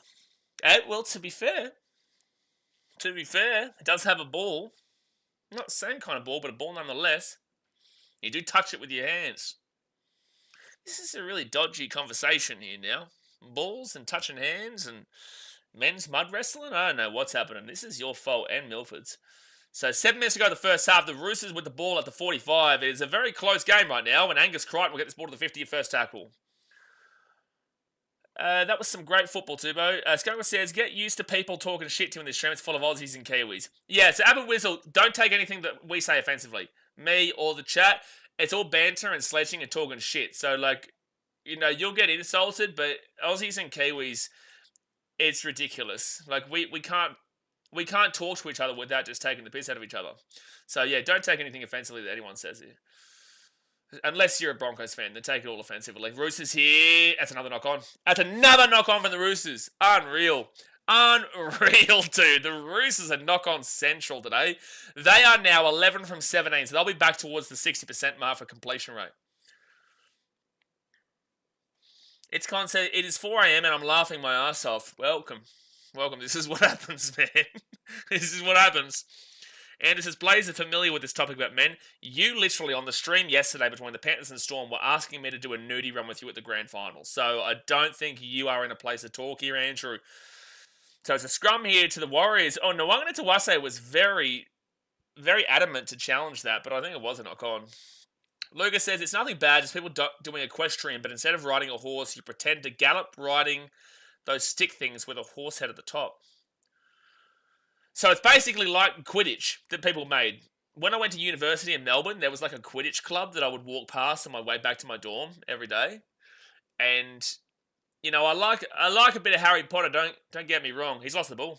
That's Roosters' ball at the 50. That's the first incomplete set for the Warriors all day. Or it might be the second. They're 17 from 18, so it might be the second. But either way, their completion rate's been phenomenal, except for that. But there was a Quidditch club, and it's like they play Quidditch just with they had the broomsticks and stuff, and they just run around, and it's interesting, dude. It is interesting. Jousting? That would hurt, though. That would hurt, man. But Bushka, right to the chest. That's the best country besides the great USA? Oh, New Zealand? Don't start. Don't start. Firstly, USA? Oh my gosh. New Zealand? Oh my gosh. We love you, New Zealand, but stop it. Second tackle. I do love New Zealand, to be fair. Better than Australia? You wish, brother. Wisher. Out of the left-hand side now, and Chooks try to get through, can't do it. Third tackle at 35. Would you watch fencing? I don't think there was a fencing emoji, so I just did random. Well, you got dancing. That's not really fencing. Tedesco, technically you could argue it's a dance. Fourth tackle at the 35 here for the Roosters. They're not making too many meters on this set. I wouldn't watch fencing. I don't have a problem with fencing, but it's not. I wouldn't really classify that as like a sport like this, per se. All right, so Roosters now fifth tackle at 25. That was a really average set from the Roosters. They keep the ball up into the air. The Warriors will grab it, and they'll be at their own 10. Is this a tournament match or just a regular game? So there's no tournament matches in the NRL, man, that you're thinking of. Origin would be the closest you class as a tournament match, and that's between Queensland and New South Wales. But this is round 3 of a 27-round season, regular season. We're at the very beginning of the season. Very beginning. So third tackle now at the 21. And, 10-12 pick, he nearly gets through. Fourth tackle. So they get a big fancy trophy. Yeah, it's fancy as. Very fancy. Very fancy. Fit tackle. You know, they even get the King of England over here and everything. So it's going to be the first tackle now for the Roosters, and they're going to bring this ball out from their own 20. Tedesco with a strong run to the 30. I love that. Only thing I have to go off is the score and the odds. Well, this game is a really... If this is your first game watching League, dude, this is a very tough game for you to have an understanding of, like, the odds factor of the NRL, because this is a 50-50-ish game where both these teams aren't fantastic, but, you know, the Roosters and the Warriors had good wins last week against good opposition too. Better opposition than them long-term basis, really. But now they've both looked dreadful-ish today. But Dom Young now goes out to the 48 or so, 4 tackle. You have this beautiful fellow giving us plays by plays. Very beautiful, mate. Very beautiful. Namaste. 4 tackle. They spread this ball out to the left to Tupou. Tupou now. And he'll get this ball short to Nwangane Tawase. Tupou back on the inside. He kicks it for himself. Nwangane Tawase! Oh! I don't know. I don't think so. I think his legs have twisted around, but he's actually caught the ball. But I think that he's gone out. 73 questions are about to be up. I'm pretty certain that his legs are going to go out here. He's got to be out. He does catch it, though. His right leg has to come down here. And, yeah, he's out. Yeah. Oh, Blocker Roche has just come to the conclusion. Oh, he's over the dead ball line. Yeah, we kind of saw that live, Blocker, but thank you for eventually getting to the point that we were at about 40 minutes ago. E.B. Williams says, how's the Wars holding up? There is no way you're watching this game and you're thinking, how are the Wars holding up? Brother, the Warriors have had 18 from 20 completed sets. They have also had a billion opportunities in the attacking 20. They have had pretty much the same meters as the Roosters. Post-contact meters 298 to 284. The Warriors are the ones who have had an enormous amount of possession in the attacking opportunities for the Roosters. It's how the Roosters are holding up realistically. Like, there's no way anyone's watching this game and thinking the Wars are holding up here. The Roosters have like a 60% completion rate, bro. They're 13 from 19. They're 13 from 19. The Wars holding up is a wild statement if we're watching the same game. Wild. Connor Watson's injured right now. What's happened here? And, accidental left elbow to the face. Damn it. God bless him, dude. Accidental left elbow to the face. He's going to have to come off. PSG is up the Wars. PSG, are you the one that only supports them when they're at home? Is that the one, guys? Did you expect this scoreline heading to halftime? I expected a low score. I didn't expect this low of a score. Josh Dugan would have stayed in. Same with Ben Barber. You should redo the poll to see what everyone thinks now. Oh, the poll? That poll is just a little bit of fun, to be fair, man. Like, you just kind of read the chat to get... Like, guys, jump at the chat now and let me know who you think wins this game from here. It's a hard one to call. You think under 35 points is safe? Well, the over and under was at 50.5 before the game started, so that's a big drop. I wouldn't say safe. But I'll be confident that it goes under, yeah. Under the 35, yeah. From here, it's only 10 points scored. 25 points is over 4 tries, or over 4 converted tries in the second half, which is absolutely doable, but I don't think that will happen. So the Warriors now, they're going to be 15 metres out, fit tackle. If the Warriors score now, though, that'll completely change my mind. Fit tackle, 13 metres out, 38 seconds left. Dylan Walker, Metcalf, short ball. That's not the play on fit tackle. So that's going to be Roosters ball at the 4. There's 30 seconds left. The halftime score is probably going to stay 6-4. Wasn't expecting such a low-scoring match so far. I was expecting like a 14-10er at halftime. I wasn't expecting a 6-4 to the Roosters, especially considering the amount of completed sets for the Warriors comparatively to the Roosters. And we'll go through the stats at halftime because this is actually a really odd game in a lot of ways. But it's a close game and it's an interesting game, but it's an odd game. All right, so there we go. I would assume that will be halftime right now. No, they've got one more set. No, it's over. All right, so halftime here, guys, and the score is 6-4 to the Roosters. I have absolutely no idea how it is this low scoring.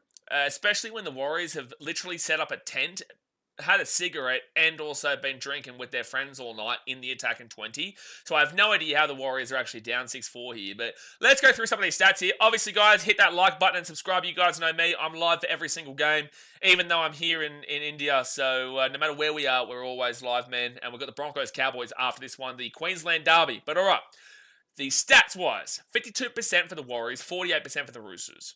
And this is what I say. There's no wires holding on here.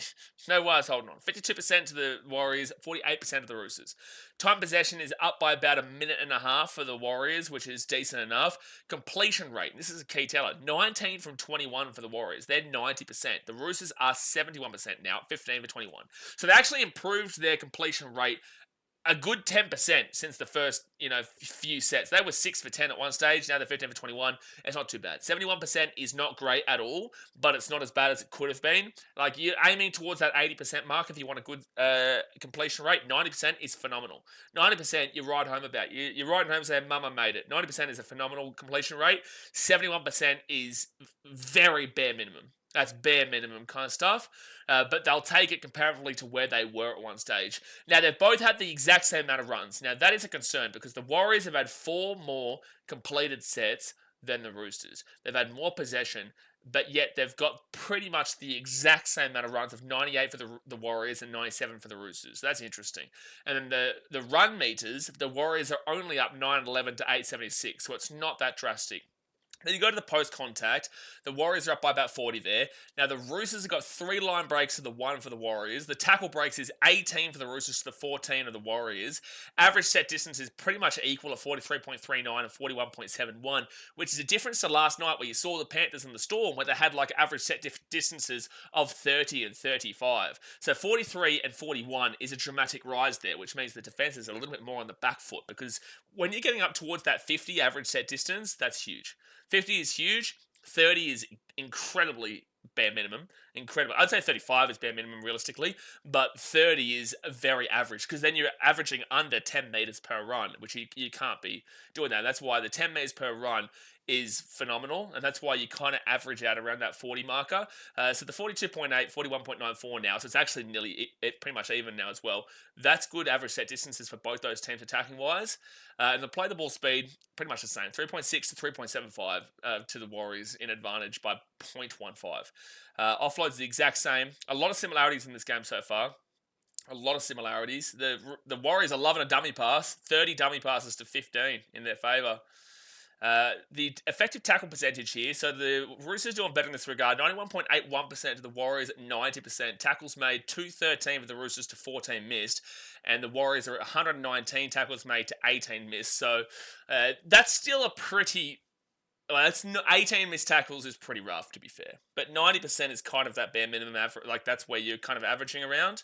Less than 90% is rough. But 7 errors to the Roosters to 4 for the Warriors. 2 penalties conceded each. 3 ruck infringements to the Roosters to the Wires, 1. And this is why I say, you go through all those stats and there's no way that anyone can argue to me that the Warriors are holding on here. The fact that the Warriors haven't scored more is disappointing. Like, they realistically should have scored more with the opportunities they had, because let's go and assume that the Roosters up that completion rate, they get a bit more possession, it's pretty much even, but the Warriors have had the field position, in my opinion. So, across this, the Warriors should have been up by more. They should have been up. Like, they're down 6-4. Like, that realistically isn't that fantastic of a first half there for the Warriors at all. For the Roosters at all. The Roosters had 7 errors to 4. More ruck infringements on report. They've had 2 HIAs as well. All right, the Warriors should be disappointed they're not up right now. They should be disappointed they're not up. But there's a whole way to go. There's a whole second half to go. I would just be concerned, though, that they're not at least leading, let alone up by a lot. But all right, let's get back into the chat. Like I said, thumbs up and subscribe. Nate J says, Guinness Book of Records, Blaze, you might be the first person ever to stream NRL live from India. I would have to be the first person to ever live stream from India because there's not many live streamers that do cover the NRL. There really isn't. I know that you've got my boy Fareed, but there really isn't that many people who do it. No, he's right. I'm just gibbering shit. He knows what I'm like. Nate J is a shit dribbler. He is. We love him, but he's a dribbler. Skinner says, hey mate, how is this score even scoring? What's been happening? Yeah, scoring. It's a very confusing score of scoring, though. Very confusing. I did expect a low scorer. Not this low scoring, though. I'm going to say the scoring word one more time just to score a scorer, okay? Because we're saying scoring a lot. It's confusing. And again, the Warriors should be up. They should be up. They haven't been better. When I say they should be up, it's based on the statistics they should be up. And based on the opportunities they've had, they should be up. But they're not because they are a shell of the team they were last week. A shell. Brandon says, my bet's on Roosters first half, Warriors second half. Hope Warriors find their mojo in the second half. Cheers. Look, I don't think it's a bad bet. Again, it's only a 2-point game. I still think probably the Roosters get up here. But I don't think it's a bad bet. Wait, is Ben Hunt part of the Broncos leadership team? I would assume so. The line is set at over under 33 score. I would go under, but for all we know, it could open up in the second half too. 33.5 is rough because that means that 4 converted tries takes it over the point. And 4 converted tries would not be insane for teams like this defensively. I would still probably lean with the under, but I can understand if that goes over too.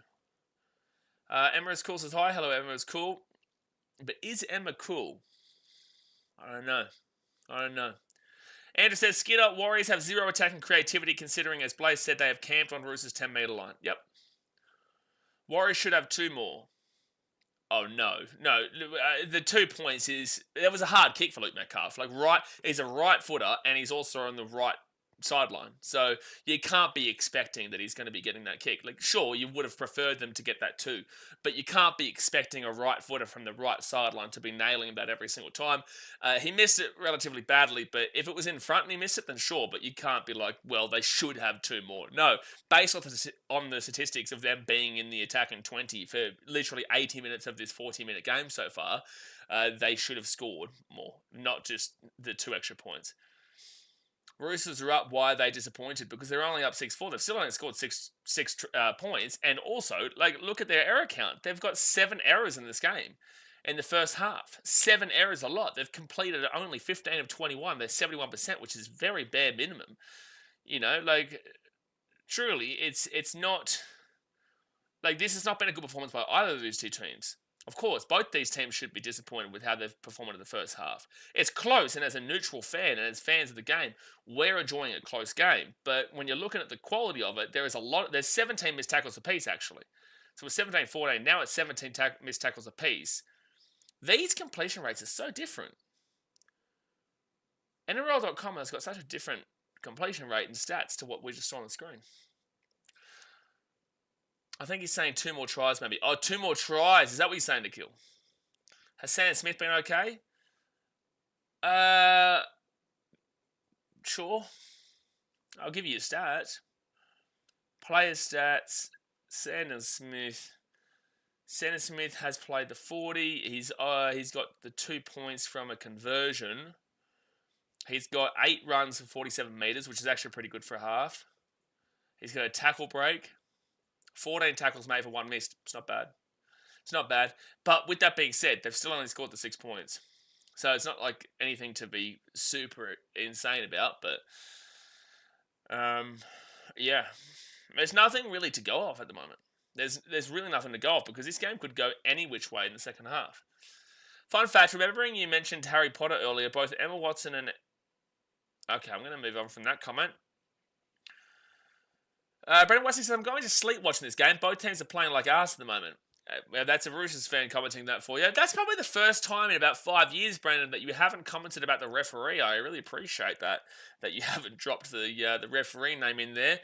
But look, yeah, it's not the most exciting and enthralling of games, but it is close and there's still a long way to go. Anything can still happen. If you say Eels kicker off. Nichols says, yeah, we should have scored 2 more with all that possession deep in their half. I agree. I definitely agree with that one. But yeah, it's not been the most insanity of games. But at least it's close. If this was a 40-point blowout or 30-point blowout, the second half would be such a drab. But right now, both teams have still got hope in this game. What's wrong with Para? That's a great question, Andrew. What is wrong with Para? A lot is the answer. A lot right now. They have a phenomenal amount to do if they want to beat the Dogs. But the Dogs, It's not as much as the guarantees people are making out.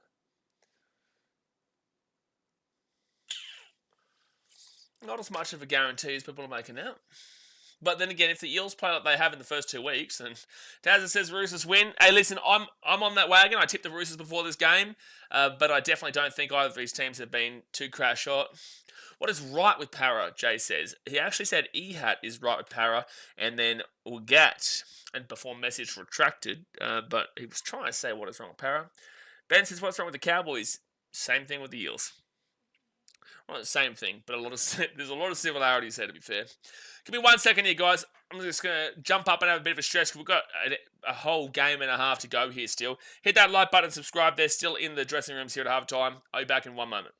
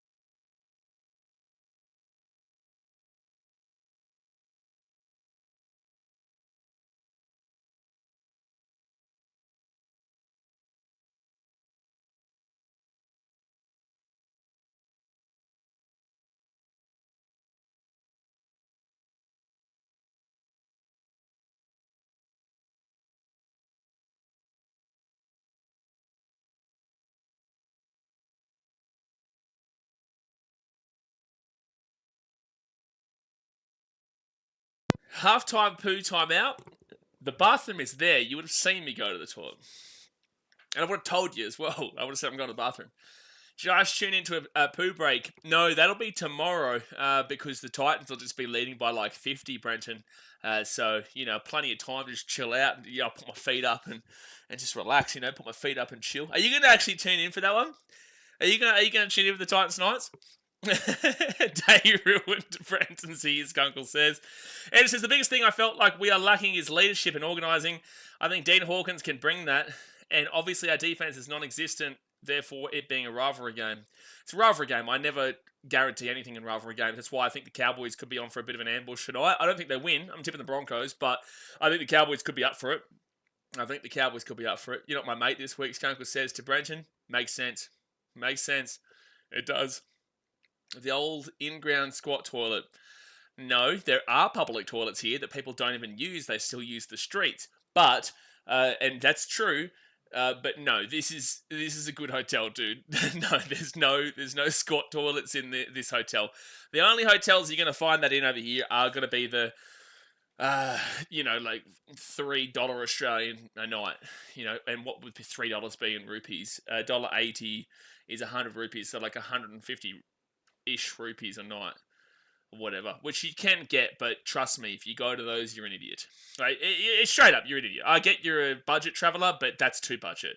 Like if you're paying anything less than like 50 Australian, 40 Australian a night, you're gonna have a tough time. You're gonna have a super tough time. But you can find it. A lot of hotels won't even accept you though, because they've got a lot of paperwork to do if you're a tourist and you're a foreigner. So a lot of hotels don't book hotels for super cheap from afar. Because you might get here and you might not be allowed in. Do you use the street blaze? I do not use the street skidder media. Before I go out, I definitely utilize the bathroom here before I go out. Because, trust me, even those public toilets are interesting. They are very interesting. I'll tune in. Will you continue streaming when we're whooping your Mudderbish Titans?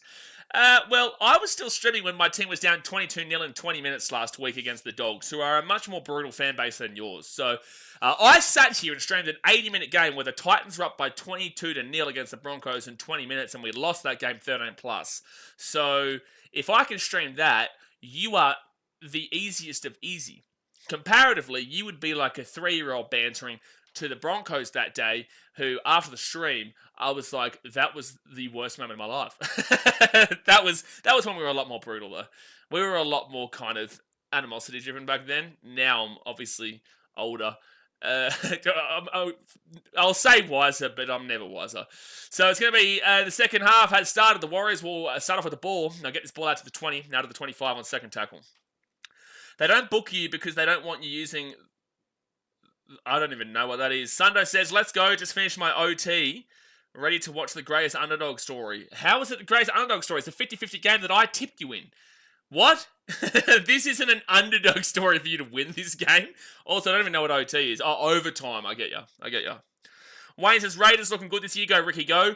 Raiders have looked good this year in the first 2 games, but also, let's relax. I'm still tipping them around probably. I had them preseason at 9th, which was much higher than everybody else. I would be happy to bump them up to 7, maybe. To 7. You could argue 6 if the Broncos lose tonight, but I'm still looking around that 9 through 7 mark for me. It's only 2 rounds in. Good run here. The Roosters are away. Sando. Big old Sando Smith with a brilliant run to the 35, second tackle. Someone says, underdog story because we're winning the comp. Okay, I know you work at the casino, all right? But you're not meant to be drinking on the job at the casino, okay? It's just a little bit of advice from me to you. Thank me later, mate. And when I come into a casino and you're my blackjack dealer, if you screw me, Sando, I tell you what. You won't know what's coming. Well, you will know what's coming. Nice little one of these. Like that. Not an uppercut. No. Maybe. I don't know what the Roosters were doing there on fit tackle, taking another 25. Have you tested out an authentic hot curry yet? Should try goat curry. Apparently tastes good. Yeah, definitely will. I've had like butter chicken and whatnot, but no, I haven't really had too much curry yet. I'm going out tonight with a friend.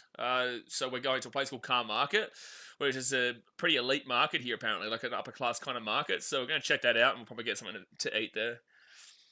Only thing Roosters fans drink is wine. No, that's incorrect. No, they don't drink wine. They drink almond caramel spiced lattes. The old Roosters. The old Bondi latte sippers. So Connor Watson failed his HIA, by the way, so he won't be back here today. Connor Watson out is actually a big loss there for the Roosters, especially when they've got no Brandon Smith. So who goes into the 9 now for the Chooks? Roosters fans, let me know. Who goes into your 9 now? Because you have no Brandon Smith, who's now a Rabbit over next year too, mind you. And you have no Connor Watson. So who goes 9? Have you tried the Steph Curry over there? Skunkle, you're not one to be talking about curries. You can't even handle pepper. You think pepper's too spicy for you, Skunkle. So don't know how much you should be talking too much about curries, son.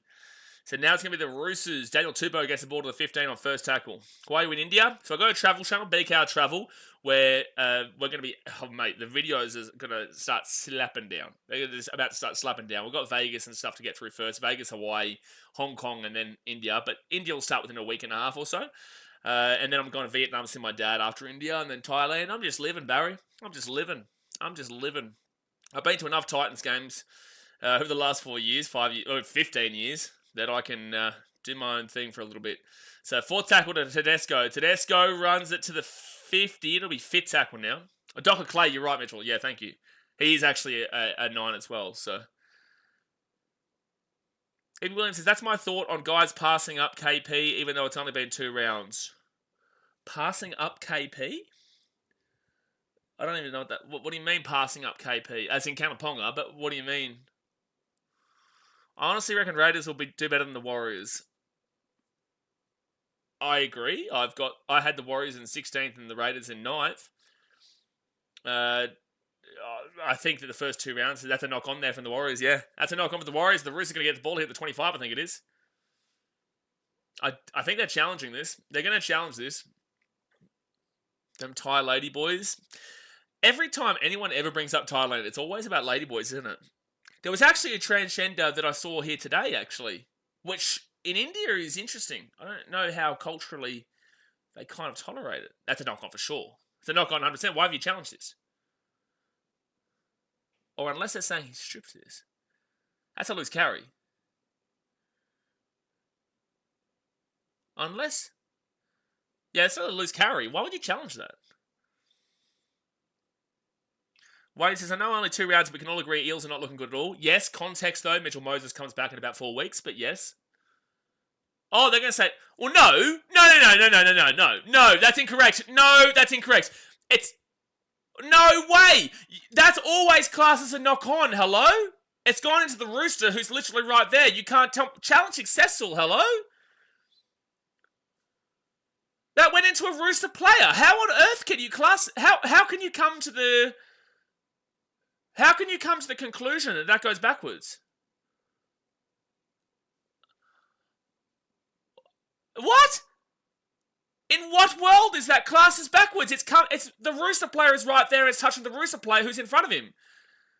That is an absolute insanity of a take. And same old bunker, dude. That's not even an opinion. Like, there's no opinion there. It touches the Rooster. It's a knock-on. That's wild to me that they've called that. Nathan Yosefa says, who got the first try for the Roosters? That was Nafahu. It was Nafahu White. And he was the first try scorer of the game because the Roosters led 6-0. But that's a wild call, that. Like, that makes no sense, that bunker call.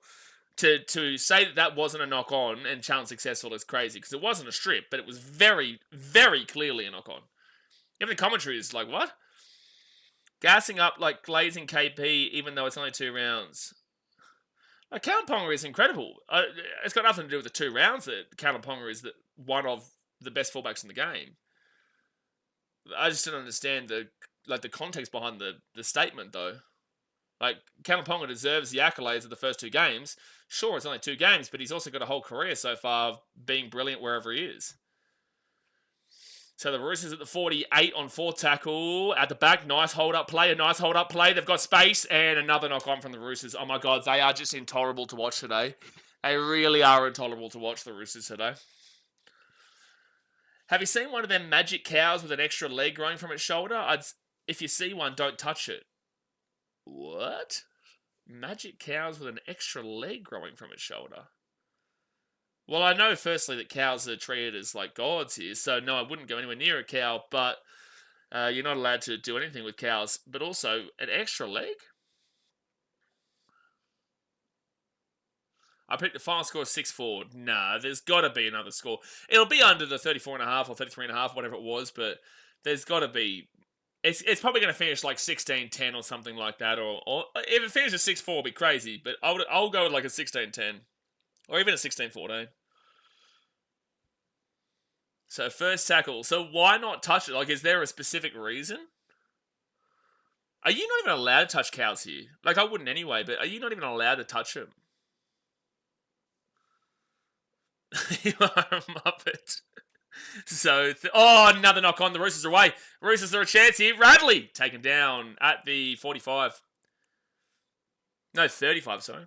Knock on galore. It's a knock on galore. Not as bad as that Tigers Eels game last week, but definitely a few knock-ons coming here, especially from the Roosters side, though. Not necessarily from the Warriors, but they're starting to open up a little bit in the knock-on department. Damn.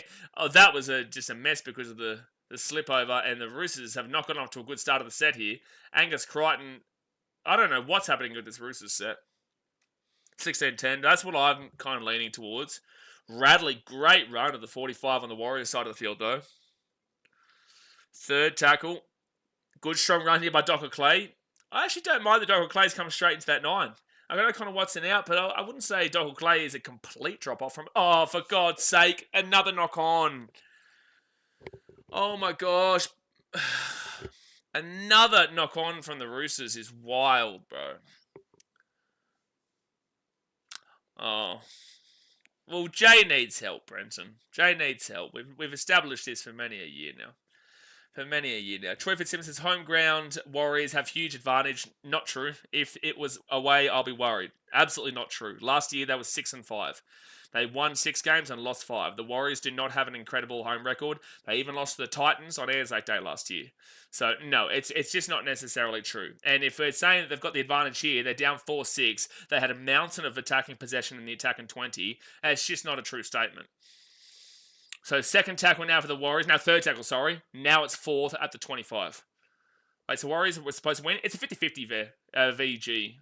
It's a 50-50. I lined with the Roosters just, but it's 50-50 effectively. But the Warriors should have been up at half time based off of the position on the field, and they only had the same amount of possession, but like their ball position on the field was a much more advantageous to them. They just couldn't score. Up in the air, not a bad kick, but a good take by the Roosters. Good take, Robert Toya. I will say, I don't understand how people have this fascination with saying that. So I'm aware that Troy is a Warriors fan, but if you're not a Warriors fan, this notion that the Warriors are some unbeatable team in New Zealand is actually just not true. Like, they had the 2023, sure, but even before then, they've actually not been, for quite a while, an unbelievably undeniable team at home. You know, like, it's a notion that most people think about too. Spencer Leniu, that's an incredible run to the 40. Fifth tackle, 10 minutes gone in the second half, 30 minutes to go.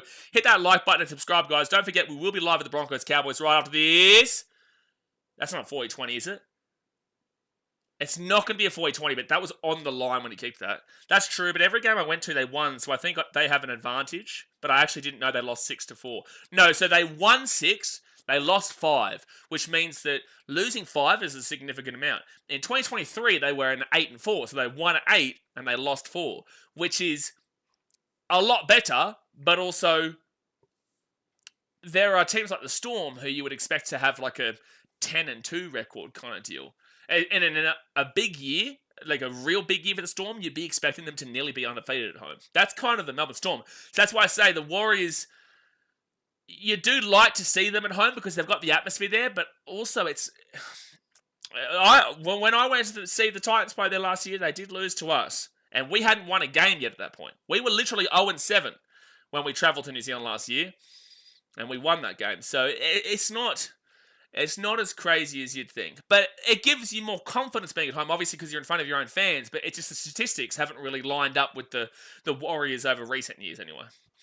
Wade Egan out to Harris Savita, fifth tackle, kicks it up to Dom Young's side. Not confident, but he does catch it. I'm never confident necessarily with Dom Young. Do you think Todd Payton will get the sack? Nowhere near this early. Second tackle at 15 for the Roosters. As a lifelong Warriors fan, I probably could have made a lot betting against them, but I can never. Same with the Titans, dude. If I, as a Titans fan, if I bet against the Titans every week, I would be absolutely winning money 99% of the time. So fourth tackle here for the Roosters at 35. Tedesco gives it out the back to Makatoa, and he'll be at the 40. This second half has really been at least the Roosters get a completed set, but there's not been any dramatics of the second half so far.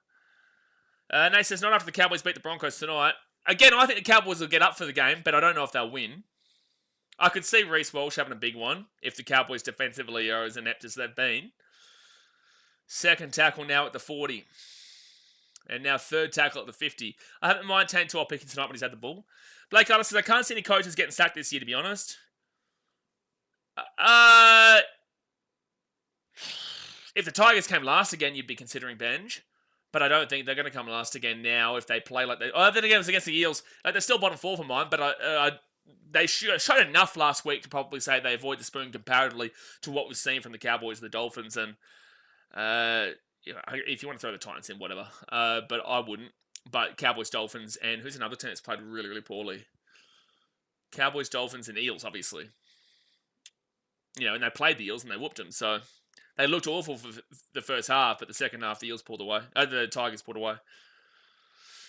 So, there is that option. Obviously, Jason Riles doesn't matter. He's not going this year. Really, this is his first year. Des isn't on the chopping block. I don't think Webster's on the chopping block at all. Todd Payton, they'll come knocking. They'll come knocking at some point.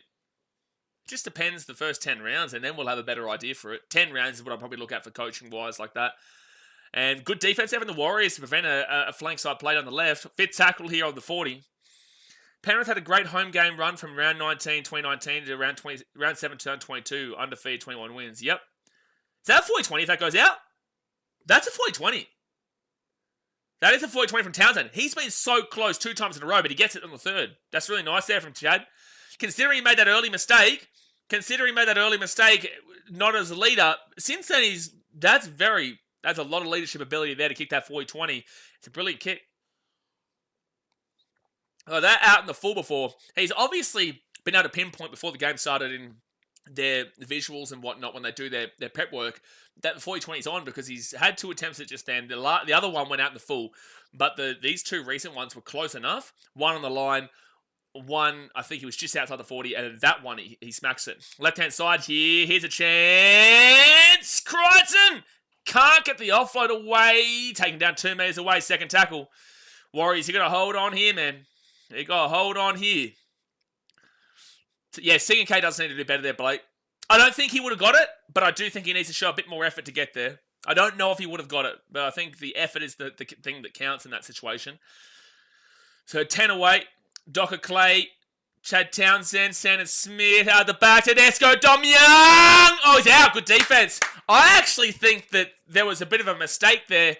I don't think Dom Young's had a good game at all, but the Warriors have been able to defend him and take over from the sideline, so it'll be Warriors bought the 10. But there was like a little bit of mistake here between Tedesco and Dom Young. Tedesco, no, it was just Dom Young. No, it wasn't. No, I thought there was like a little bit of a mishandling, but no, it wasn't. It was completely fine there from Tedesco, and Dom Young just gets taken over the sideline. That's really good stuff there from Roger Tuivasa-Sheck, because if he gets past Roger, it's a guaranteed try. So still 6-4 Roosters here with 25 minutes to go of the game.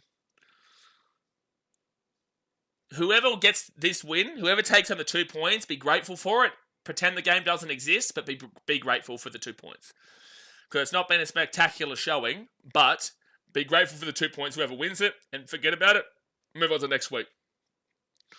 We have come so close so many times. Both teams have Sunday. Both teams.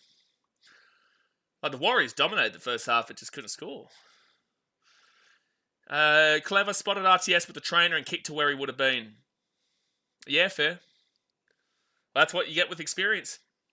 Townsend may not have been the guy for the Sharks, but he was one of the, he was a key pivotal role, key pivotal position.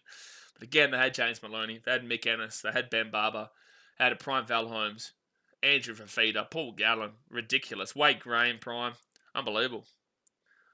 All right, Jay, enjoy the dog. All right, so it's going to be Reese's ball here at the 10. Dom Young will grab it, and he'll pass it across into Tedesco. Warriors have got to remember, though, they are still down by 2. This is a close game that there's only been 1 try apiece, but they didn't get the kick, so it is still a 2-point game here. Dom Young has been awful today. I'm sorry, but Dom Young has been awful today. He's got to really pick it up, man, because that was a bad run again. Third tackle for the Roosters at the 30. Dom Young should be dropped. No, he should not be dropped, but he does need a bit of a wake-up call. 4th tackle now at the 35. Troy, so let's go Warriors fans. Should get the Warriors over the line, hopefully. Well, let's see. That goes out the back. Oh, they get the ball offloaded to Tedesco. It's 4th tackle. They're back at the 30. Tedesco does slip over through that tackle, and they're back at the 35, 5th tackle. This game could actually end 6-4. This game could genuinely end 6-4 here, the Roosters. So Roger Tuivasa-Sheck is off the field, and he's going up the tunnel. So that is a concern there for the Warriors. And now the Warriors will grab this ball at the 20. So that's going to be Ali Leotawa who pushes out now to the wing, is it? Is Ali Leotawa moving out? No, it's going to be Adam Pompey who's going to move out to the wing now. Adam Pompey goes to the wing. Blake says, every time I think of Andrew Fafita, I think of that guy that... knock on Warriors. Roosters bought the 40. That claimed his girlfriend try. Oh, here we go. The Roosters are away. Daniel Tupou back on the inside. No one to Wase. Back to Daniel Tupou. Daniel Tupou. He steps. He's 10 out. Oh my God, Roosters, you've just blown it again, man.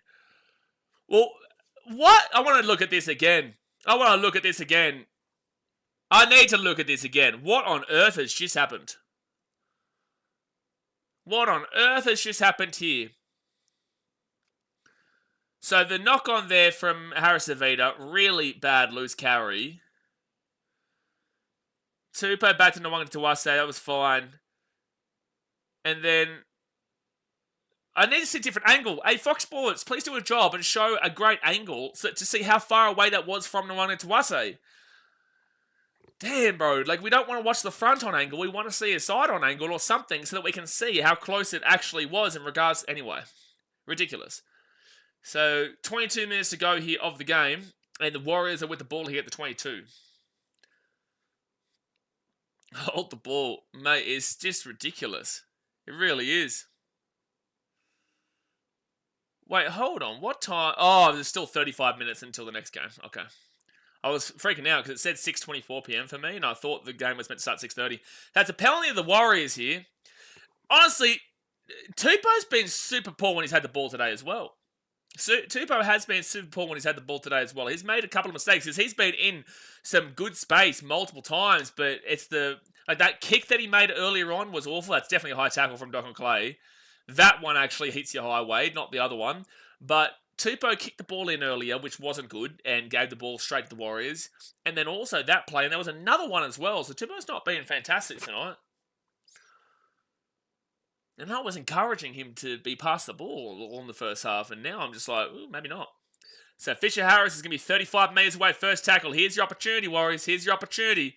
Give it off to Walker, then to Jackson Ford, who's about 15 metres away. Second tackle. Can you get your attack going here? Can the halves move it? Metcalf, and that's not good from Walker.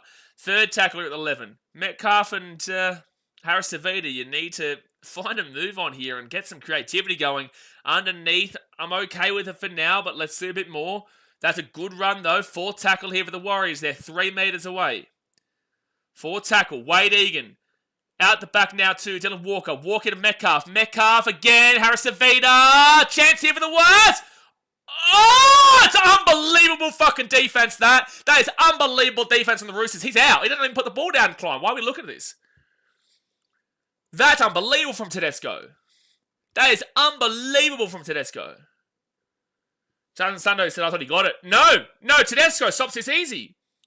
He doesn't even get close to scoring because Tedesco gets underneath the ball. It's unbelievable. It's unbelievable. He doesn't even get close. To think that he didn't even get close just then. He doesn't even get close because Tedesco, unbelievable. So it's Roosters' ball here. That is incredible, and that's why people who underestimate Tedesco, that is why he is one of the best in the business and remains to this day why he is one of the best in the business. Adam says, Blocker Roach, 20 minutes to go, not much in this. Thanks, mate. Yeah, no, Blocker Roach, he's something else. He is definitely one of a kind, the big old Blocker Roach. I'm looking forward to hearing his voice tomorrow as he commentates for Tino Fasuamui. That is Blocker's favourite player, Tino Fasuamui. But 6-4 here, 20 minutes to go, not much in this. Hit that thumbs up button, guys, and subscribe if you're new around here. 20 minutes to go, not much in this. Probably about 2 points here, I reckon. Second tackle now at the 25. Troy says Tedesco better play with that for New South Wales. I doubt he'll play for New South Wales. They'll probably still go with Dylan Edwards, to be fair. I would assume. Third tackle now for the Roosters at the 35. And that's a big run by Spencer. He's been good today. I think Rogers out. For the game. Arguably that was a 6 again there, but they didn't call it. So Roosters fifth tackle at the 40. I could see this. At this point, I'm thinking 6-4. Did Blocker say whoever has more points is going to win yet? That would be really intelligent, though, from Blocker. Is he wrong? He's not wrong. Not wrong, mate. Knocked back, but Warriors will get the ball. And Chan's taking out the 18. Rothman says Tedesco haters only emerge when the whole team is struggling. It's a really odd one for me, man. Like, I understand people have their opinions, but their opinions are unsubstantiated for mine. Like, you look at the stats of Tedesco at the Roosters, and you look at what... Like, I know he didn't have a fantastic game one for New South Wales and whatever, but then again, nobody really did. I think it was last year. I can't remember. It all gets kind of puzzled together. But, like, I just don't... I think it's always been unsubstantiated with Tedesco. But I guess it's just Australian tall poppy syndrome. Like, the best of the game always gets the most criticism. It's just that Cleary continues to prove everybody wrong every single week. So it's like you can't do it. But then again, Cleary's injuries are starting to kind of warm into it quite a lot. First tackle now for the Roosters. I still don't think Cleary's completely dominated at Origin level, though. I'll still say that argument. I don't think he necessarily has. That's not me hating on him. That's just me wanting more from him on that level. But he has nothing left to prove in the NRL. Tedesco is the only chook I like. I do like James Tedesco. I do. My cousin's actually pretty good friends with the bloke. Really nice guy, apparently. 4th tackle now at the 45. But yeah, I have no problem with James Tedesco. So Docker Clay now, he'll give it off here to Sam Smith. They get out to the right-hand side. Robert Toya. Oh my God, Roosters. Oh, it's actually pain to watch, mate. It really, come on, Roosters. So the ball I don't think that's Dom Young's fault. I think this is Toya's, but I'd like to see this again. And yeah, it's Robert Toya's fault. It's not Dom Young's. Am I watching the Tigers? Let's go have a look at the error count for the Roosters. It's going to be up there, dude. It's going to be super up there. Errors 11. Warriors are not that much better with 7, but 11 to 7. There has been 18 errors in this game. 18 errors. 11 errors for the Roosters. I think it might be 12. I don't know if that's counted this latest one. I don't know if this has counted the latest one. So it might actually be 12 to 7. Roosters way. Second tackle now for the Warriors. At the 45. I don't think it's a bad bone in him. Always class. So he is class. And this is coming from a Queenslander too. And I was in the stadium as Tedesco scored that try. So I have every reason to hate that man with a passion. But I like him, man. Ask me 10 years ago, as a young bloke in the same situation, when you're in your early 20s and stuff like that, and your passion is just going bloody flowing through you, yeah, okay, cool, I hate the guy. But the older you get, the more you just respect the game, and Tedesco is an incredible footballer. Incredible. So, 5th tackle now at the 23. Chook's attack certainly looks different from last week, or Panthers' defence is a complete shambles. No, I just think the Roosters, hold on. The Roosters get the ball, not a good kick. Tedesco gets the ball at 3. So, what I was saying before the game is that was a special occasion for the Roosters. No one believed in them. It was backs against the wall shit. They have players out. They've got injuries galore. They had players go overseas. All this kind of jazz. They were never a chance against the 4-time premiers. It was a special occasion for the Roosters to get up for it. And it's like the Panthers don't get a home game because CommBank is not their home, but they're playing there as their home team this year. The Roosters had every reason to prove everybody wrong last week. This is just a regular season game to the Roosters. And they're going across here to New Zealand. So it's just, I think this is more the Roosters you're going to see this year. Forgive me, Roosters fans, for saying this. I think this is more of a Roosters outfit you're going to see on a consistent basis because this aligns a lot more with the Broncos game of round 1 than it does with the round 2 game against the Panthers. But that's because the Panthers was a special occasion. So if I'm going to make a prediction so far of the first 3 rounds, I would look more so towards this game to say this is more how the Roosters are going to play on a consistent basis this year. And then the games where no one believes in them, that's when you'll see them, get their wins and whatnot. But I do still have them around that bottom 4. I do. I had them in 4th last in the preseason predictions. Last week does up it, but if I combine the 3 of them, I'm pretty okay with kind of that positioning still, but maybe a little bit higher. So there's an injury here to Chance. There's nothing wrong with the tackle. I think he's trying to claim a high tackle. There's nothing. Oh, maybe it's a crush. I think it's fine. Unless he is claiming crusher, sorry. I don't think this is a crusher. I'd like to see it again, though. No, it's fine. Good call, Ashley Klein. I don't say that much, but good call. Toya has been ordinary tonight. Better pick it up or Billy Smith will have his jersey real quick. Well, who has been good tonight for the Roosters? There's not been many. Spencer Leniu I've enjoyed watching with his big runs. Maybe Tedesco. I don't think he's done too much wrong at all. I definitely think the halves of both teams have... Townsend's done some good things and done some really bad things. Good offload there for the Warriors. 4th tackle at 35, and they get this ball across again. This is nice passing. Namanga Tawase's off his line. They go down the right side. Here's a chance. Here's a chance for the Wires. They're still going here. 12 Picky at the 15. He cuts it back in. 10 metres out. 5th tackle now. Jeez, that was a good little run, good little offloading, good passing there by the Wires. Wade Egan across it to Luke Metcalf. You need to do something here, halves. Harris Tavita. Oh, it's an okay kick. It puts it in an okay area! The Wires will score! And it was an okay kick in an okay area, but they find a way to score. It's 8-6 with the kick to come. That is super lucky because I don't really think that kick was that phenomenal. But they score the try and they take the lead at 8-6 with 15 minutes to go here. Deary me. Like, that is kind of out of the blue there. That all comes off the back of that good passing, good offloading, good throwing of the ball around. Again, I don't think that kick was that unreal, but they've scored off it, so it really doesn't matter. Who's the one who misses it? Is it Tedesco that doesn't get up as high? Harris Savita, again, it's at least it's in a good enough area, but yeah, Tedesco just gets done over there, and Harris Savita gets through there, so that's a negative there on James, but he's the only one going up for it. The other one should be covering. Why is no player trying to cover underneath if Tedesco doesn't catch the ball? So it is 8-6 here with the kick to come, unless, does he knock it on? Does he knock it on? Oh, no. Like, he does, it bounces off his chest, but I don't think Tedesco touches it, so it's not going to be classed knock on. If Tedesco had got his hand on that at any stage, it would have been classed it, but it should be a try. I don't think it touches Tedesco. They're still looking. Like, there's a bubble, but yeah, no, they've called it a try. Yeah. There's a bubble, but I don't think the Tedesco touches it with his hand. So it's 8-6. Can they get the kick? He will miss the kick. Oh, off the post. So it's still only a 2-point game here. So this is still even 4 points is still well and truly game on. But a 2-point game is, is there a chance of a 2-point field goal? Sure. Who takes it? Does Chad Townsend? No, Chad's not going to be taking it. Who would be kicking the 2-point field goal? No Sam Walker. Who would kick a 2-point field goal here for the Roosters? I don't know. Is there anyone on your team that could kick a 2-point field goal? Obviously, you got the penalty, you got the try, and all that type of stuff. But is there anyone that could... Townsend for a 2-point field goal? Does Townsend have 45-ish meters in him? Tedesco...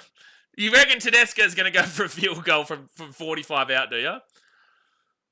We have lost so many games because of kicks. Yeah, it's been a problem for a couple of years now. You're right.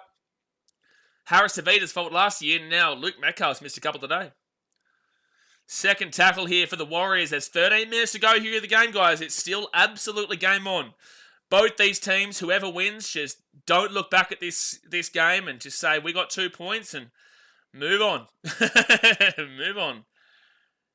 Lindsay Collins. Well, Lindsay Collins not playing today, mate. So it's going to be hard for him to kick a field goal, let alone a 2-point field goal, let alone make a single run. But if he does do it, there's brilliant odds on that. Brilliant odds. That was a weird delayed kick there from Metcalf. Honestly, they would all be offside there on that right-hand side. Oh, down the left-hand wing, even swung it to Wasse. He cuts back. Sandon would take it. Sandon Smith, okay. Does he have 40 in him, though? Does he have a 40-metre field goal in him?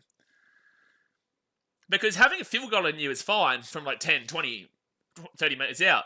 But 40 metres is a long way to kick it. Because difference between a field goal kicker and a 40-metre field goal kicker, like a Trell Mitt's got the power on him. You've got Nathan Cleary. You've got even Mitchell Moses probably has the power on him as well. Actually, Mitchell Moses has got one before, hasn't he? Barely. Yeah, that's what I'm thinking. I don't know. So fit tackle and 40-20 attempt. No, that's going to go straight down the guts as well. I think he was aiming for a 40-20 there, but... All right, so the Warriors now, they will get taken down here at the 45. Which says Terrell May would have. Too bad they booed him. Terrell May would be someone they really need right now, the Roosters. They really need a big bopper like that. Especially considering, he's been a big part of the Tigers in these opening rounds. Just stop butchering tries and you don't need 2-pointer. It's a great point because they've had opportunities galore. Both teams have chances away. I tell you what, 20. Fourth tackle now, 20 metres away. Here's an opportunity to take a... Oh, they kick it through. That's probably a little bit too hard. Yeah, that's a good leave. Oh, they've said touched. Well, they'll check it anyway. They'll check it anyway. But apparently Tedesco's touched this. Well, Tedesco, you shouldn't even bother arguing because they will check it immediately because when it's these plays... I don't think it touches him. No, he's going to change it, yeah.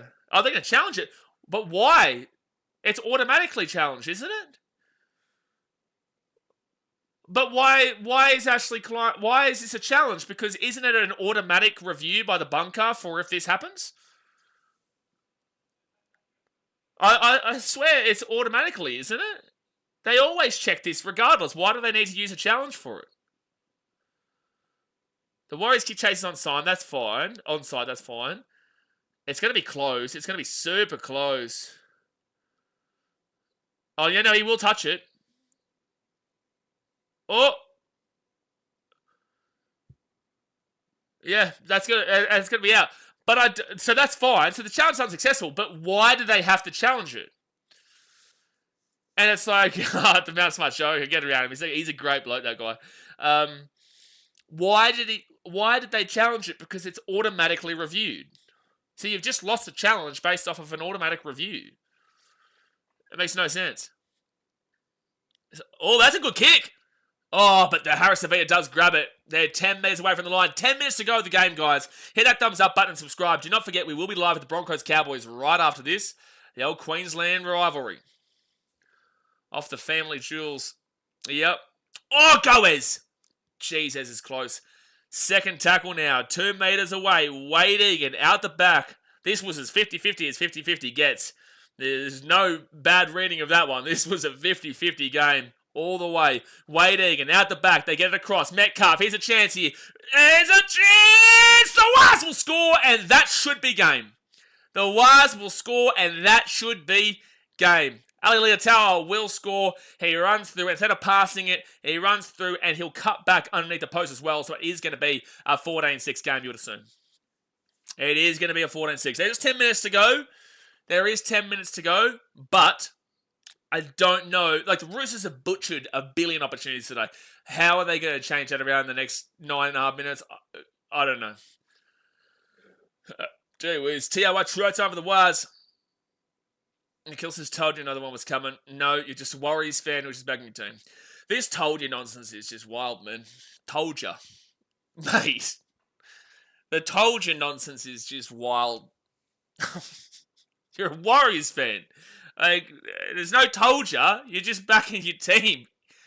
I hate the told yous, man. Like, so stupid.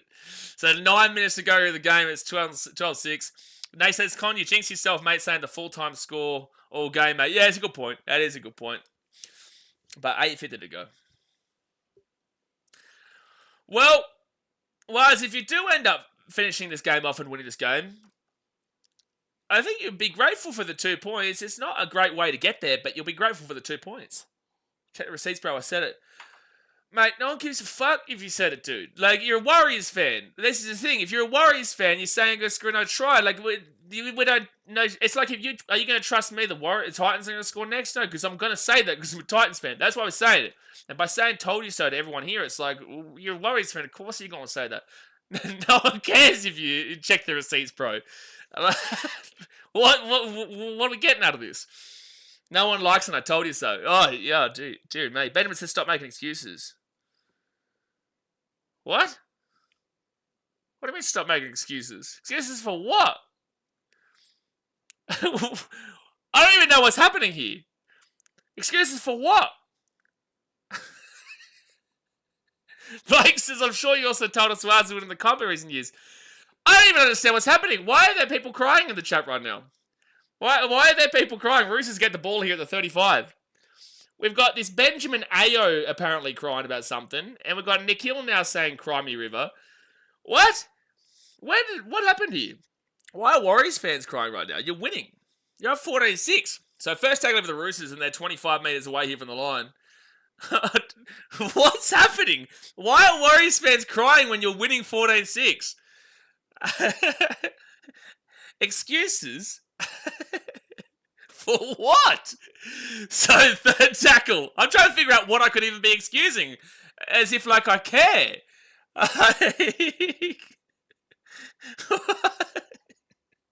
So it's going to be a knock on here in the Roosters. It's going to be Warriors ball. Dear me.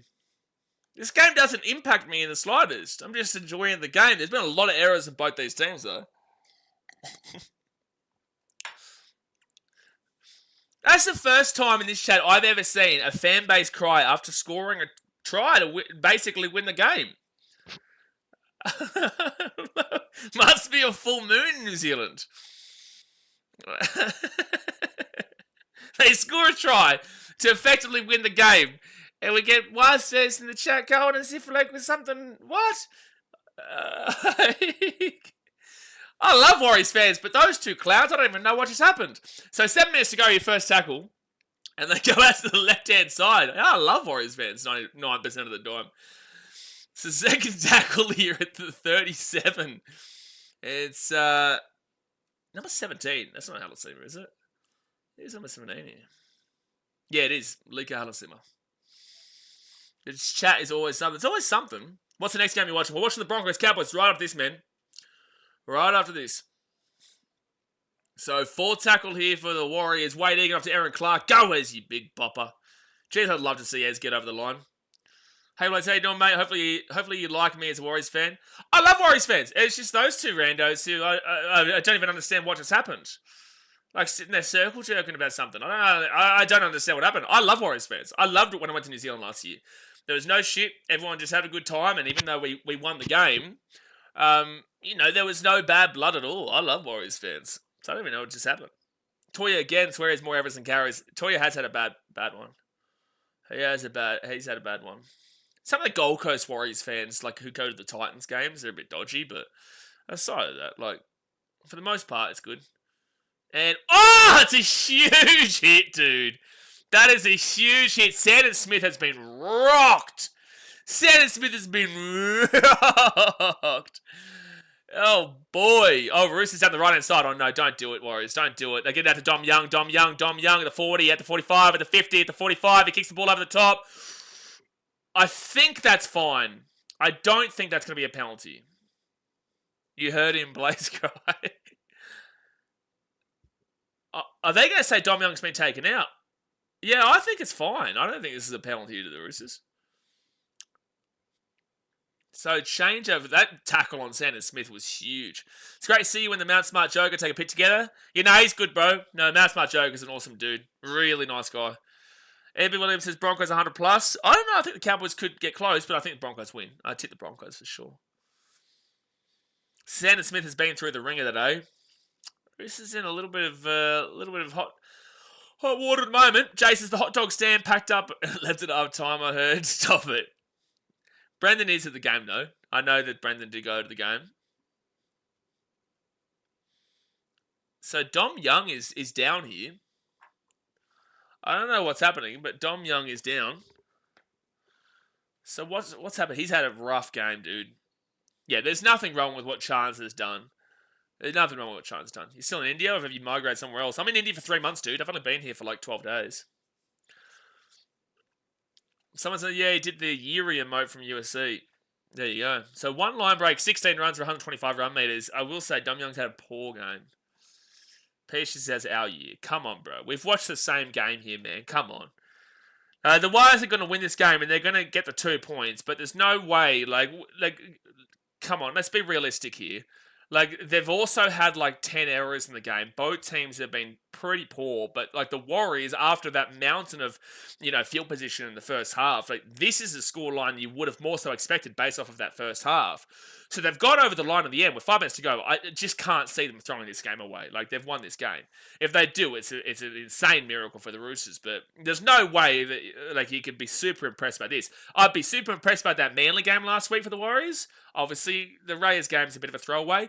This game is you got the 2 points, but I'd be focusing on that Manly game still rather than this. And like I said, I think this is what you're going to get from the Roosters most this year. They've had 3 really different performances. 1 big win against the Panthers, 1 massive loss against the Broncos, and 1 really mediocre kind of against the Wars here. That they led still for 6-4 for 65, 70 minutes, which was realistically I don't understand. So I think you're going to get most of this from the Roosters this year. I think this is what you're going to see for the most part. Bet the South Island Kia will win a premiership before the Wars. Well, I don't want to be saying that. I like the Wars. Second tackle here now for the Roosters at 25. But I would love that rivalry of South Island, North Island. Absolutely. Oh my gosh, that was awful from Sandon Smith, but he'll get the ball back after a random little kick. Brendan says, so it's okay to jump into an opponent to block him off from chasing the ball. So he's going for the charge down there. He's jumping up. There's nothing... Ultimately, I don't believe there was anything wrong with that. Like, he's going up for the ball. He's clearly going for the ball. It does go past him. So you could argue it. I think that's a 50-50 call, but I'm okay with the call. But if I was a Roosters fan and that happened to me, I'd probably be pissed off, yeah, for sure. But I don't think it's as clear and as day as Roosters fans will probably believe. Jared Fatamoni says, it is just round 3, so I'm trying really hard not to read too much into these 3 games the Wires have played. Well, it's a bit of a mix as well. It's not as big of a mix as the Roosters, but it's been a bit of a mix as well still. Tedesco with a great run here, fit tackle. They kind of need to score now. Like 3 minutes to go, you'd have to score kind of like now. So Chad Townsend puts it up. That kick is a bit odd. The ball will bounce. Dom Young knocks it back. Still their ball. Toya, I don't even know what that was. Toya's had an awful game, dude. Toya's been rough. Like, what you'd take from the Warriors' first 3 games is a great win against Manly, against all odds. A poor performance against the Raiders, been in a bit of a throwaway game in Vegas. And then a very average game here, but they're still going to get the 2 points. And it's like the good teams get the points from games where they weren't that great. The Warriors haven't been great here, but they're going to get the points. But it is against a Roosters team that is now going to be 1 from 3, won a random game against the Panthers, but lost by 50 to the Broncos, and then they're going to lose this game. So it's still a mix. That's why you need to wait 5 to 7 rounds. Penalty of the Warriors here, 2 minutes to go. And now do you understand why I'm like confused about why I got told that I'm making excuses? Like, at the end of the day, I'm trying to figure out what I'm making excuses for. I'm just telling you based off what we're watching here today. And that the fact is that whoever won this game, and I've been saying this for many minutes already, since the Roosters were leading like 20, 30, 40 minutes in, neither team should be spectacularly proud with this performance, but be happy that you get the 2 points if you get it. The team who loses and doesn't get the 2 points should be extremely disappointed because they didn't play well and they lost. And the team that won didn't play spectacular, but still got the 2 points. So if you disagree with that, tell me why I'm wrong. Because I'll talk to you about the error count for both teams and penalties and whatnot. Third tackle here for the Warriors at the 20. Can they score one more time and make it a 13-plus game? It's 8 points right now. Minute to go. 4th tackle now at the 15. They give it now to Adam Pompey. And Pompey's 5th tackle now 8 meters away from the line. Kiriama Brasses to the play, still gets suspensions. Who and what are you referring to? Waiting is not even going to go for the try. He's just going to sit it up. And this should be the final score of the game, 14-6, because it'll be 5th tackle and the Roosters get the ball here at the 8. How Townsend always lands on his feet in terms of trades, I'll never understand. He's like a cat, mate. They always land on their feet. They always land on their feet, the old cat. The old Catamundos. Roosters at the back. But, jeez, I'm worried for the Roosters this year, man. I'm worried for the Roosters this year. Don't forget, guys, in 10 minutes' time, we will be streaming live the Broncos vs. Cowboys game, so definitely stick in with us. We're obviously switching over the stream. Big cat guy. Classic Roosters, 1 week great, and the next they dish up this performance. Well, Pickle Rick, I would lean more towards this for the long point of this season. Tupou's away here. Oh, he's been dreadful with those kicks and all the left-hand wing. Roosters are all overshot. There you go. Final score, Warriors 14-6. Take the 2 points. Not spectacular, but take the 2 points. You're now 2 from 3 with 1 poor performance against the Raiders, but a great performance against Manly, and then an okay performance here against the Chooks, who are now 1 and 3. I would lean more towards this with the Roosters for the long part of this year. I don't think they're as bad as the Broncos game, but I definitely don't think they're going to be good enough in regards to the Panthers game. So, yeah, look, 3 rounds in, not a great start for the Roosters, but they are also infamous slow starters, so do take that into account. But guys, I've got to jump off because I've got to switch to the Broncos-Cowboys game, put the score up and all that type of jazz. Hit that thumbs up button and subscribe. I appreciate you as always. Interesting game, and I'll see you guys in about 5 minutes' time. Alright, thanks for watching. Catch you later. See ya!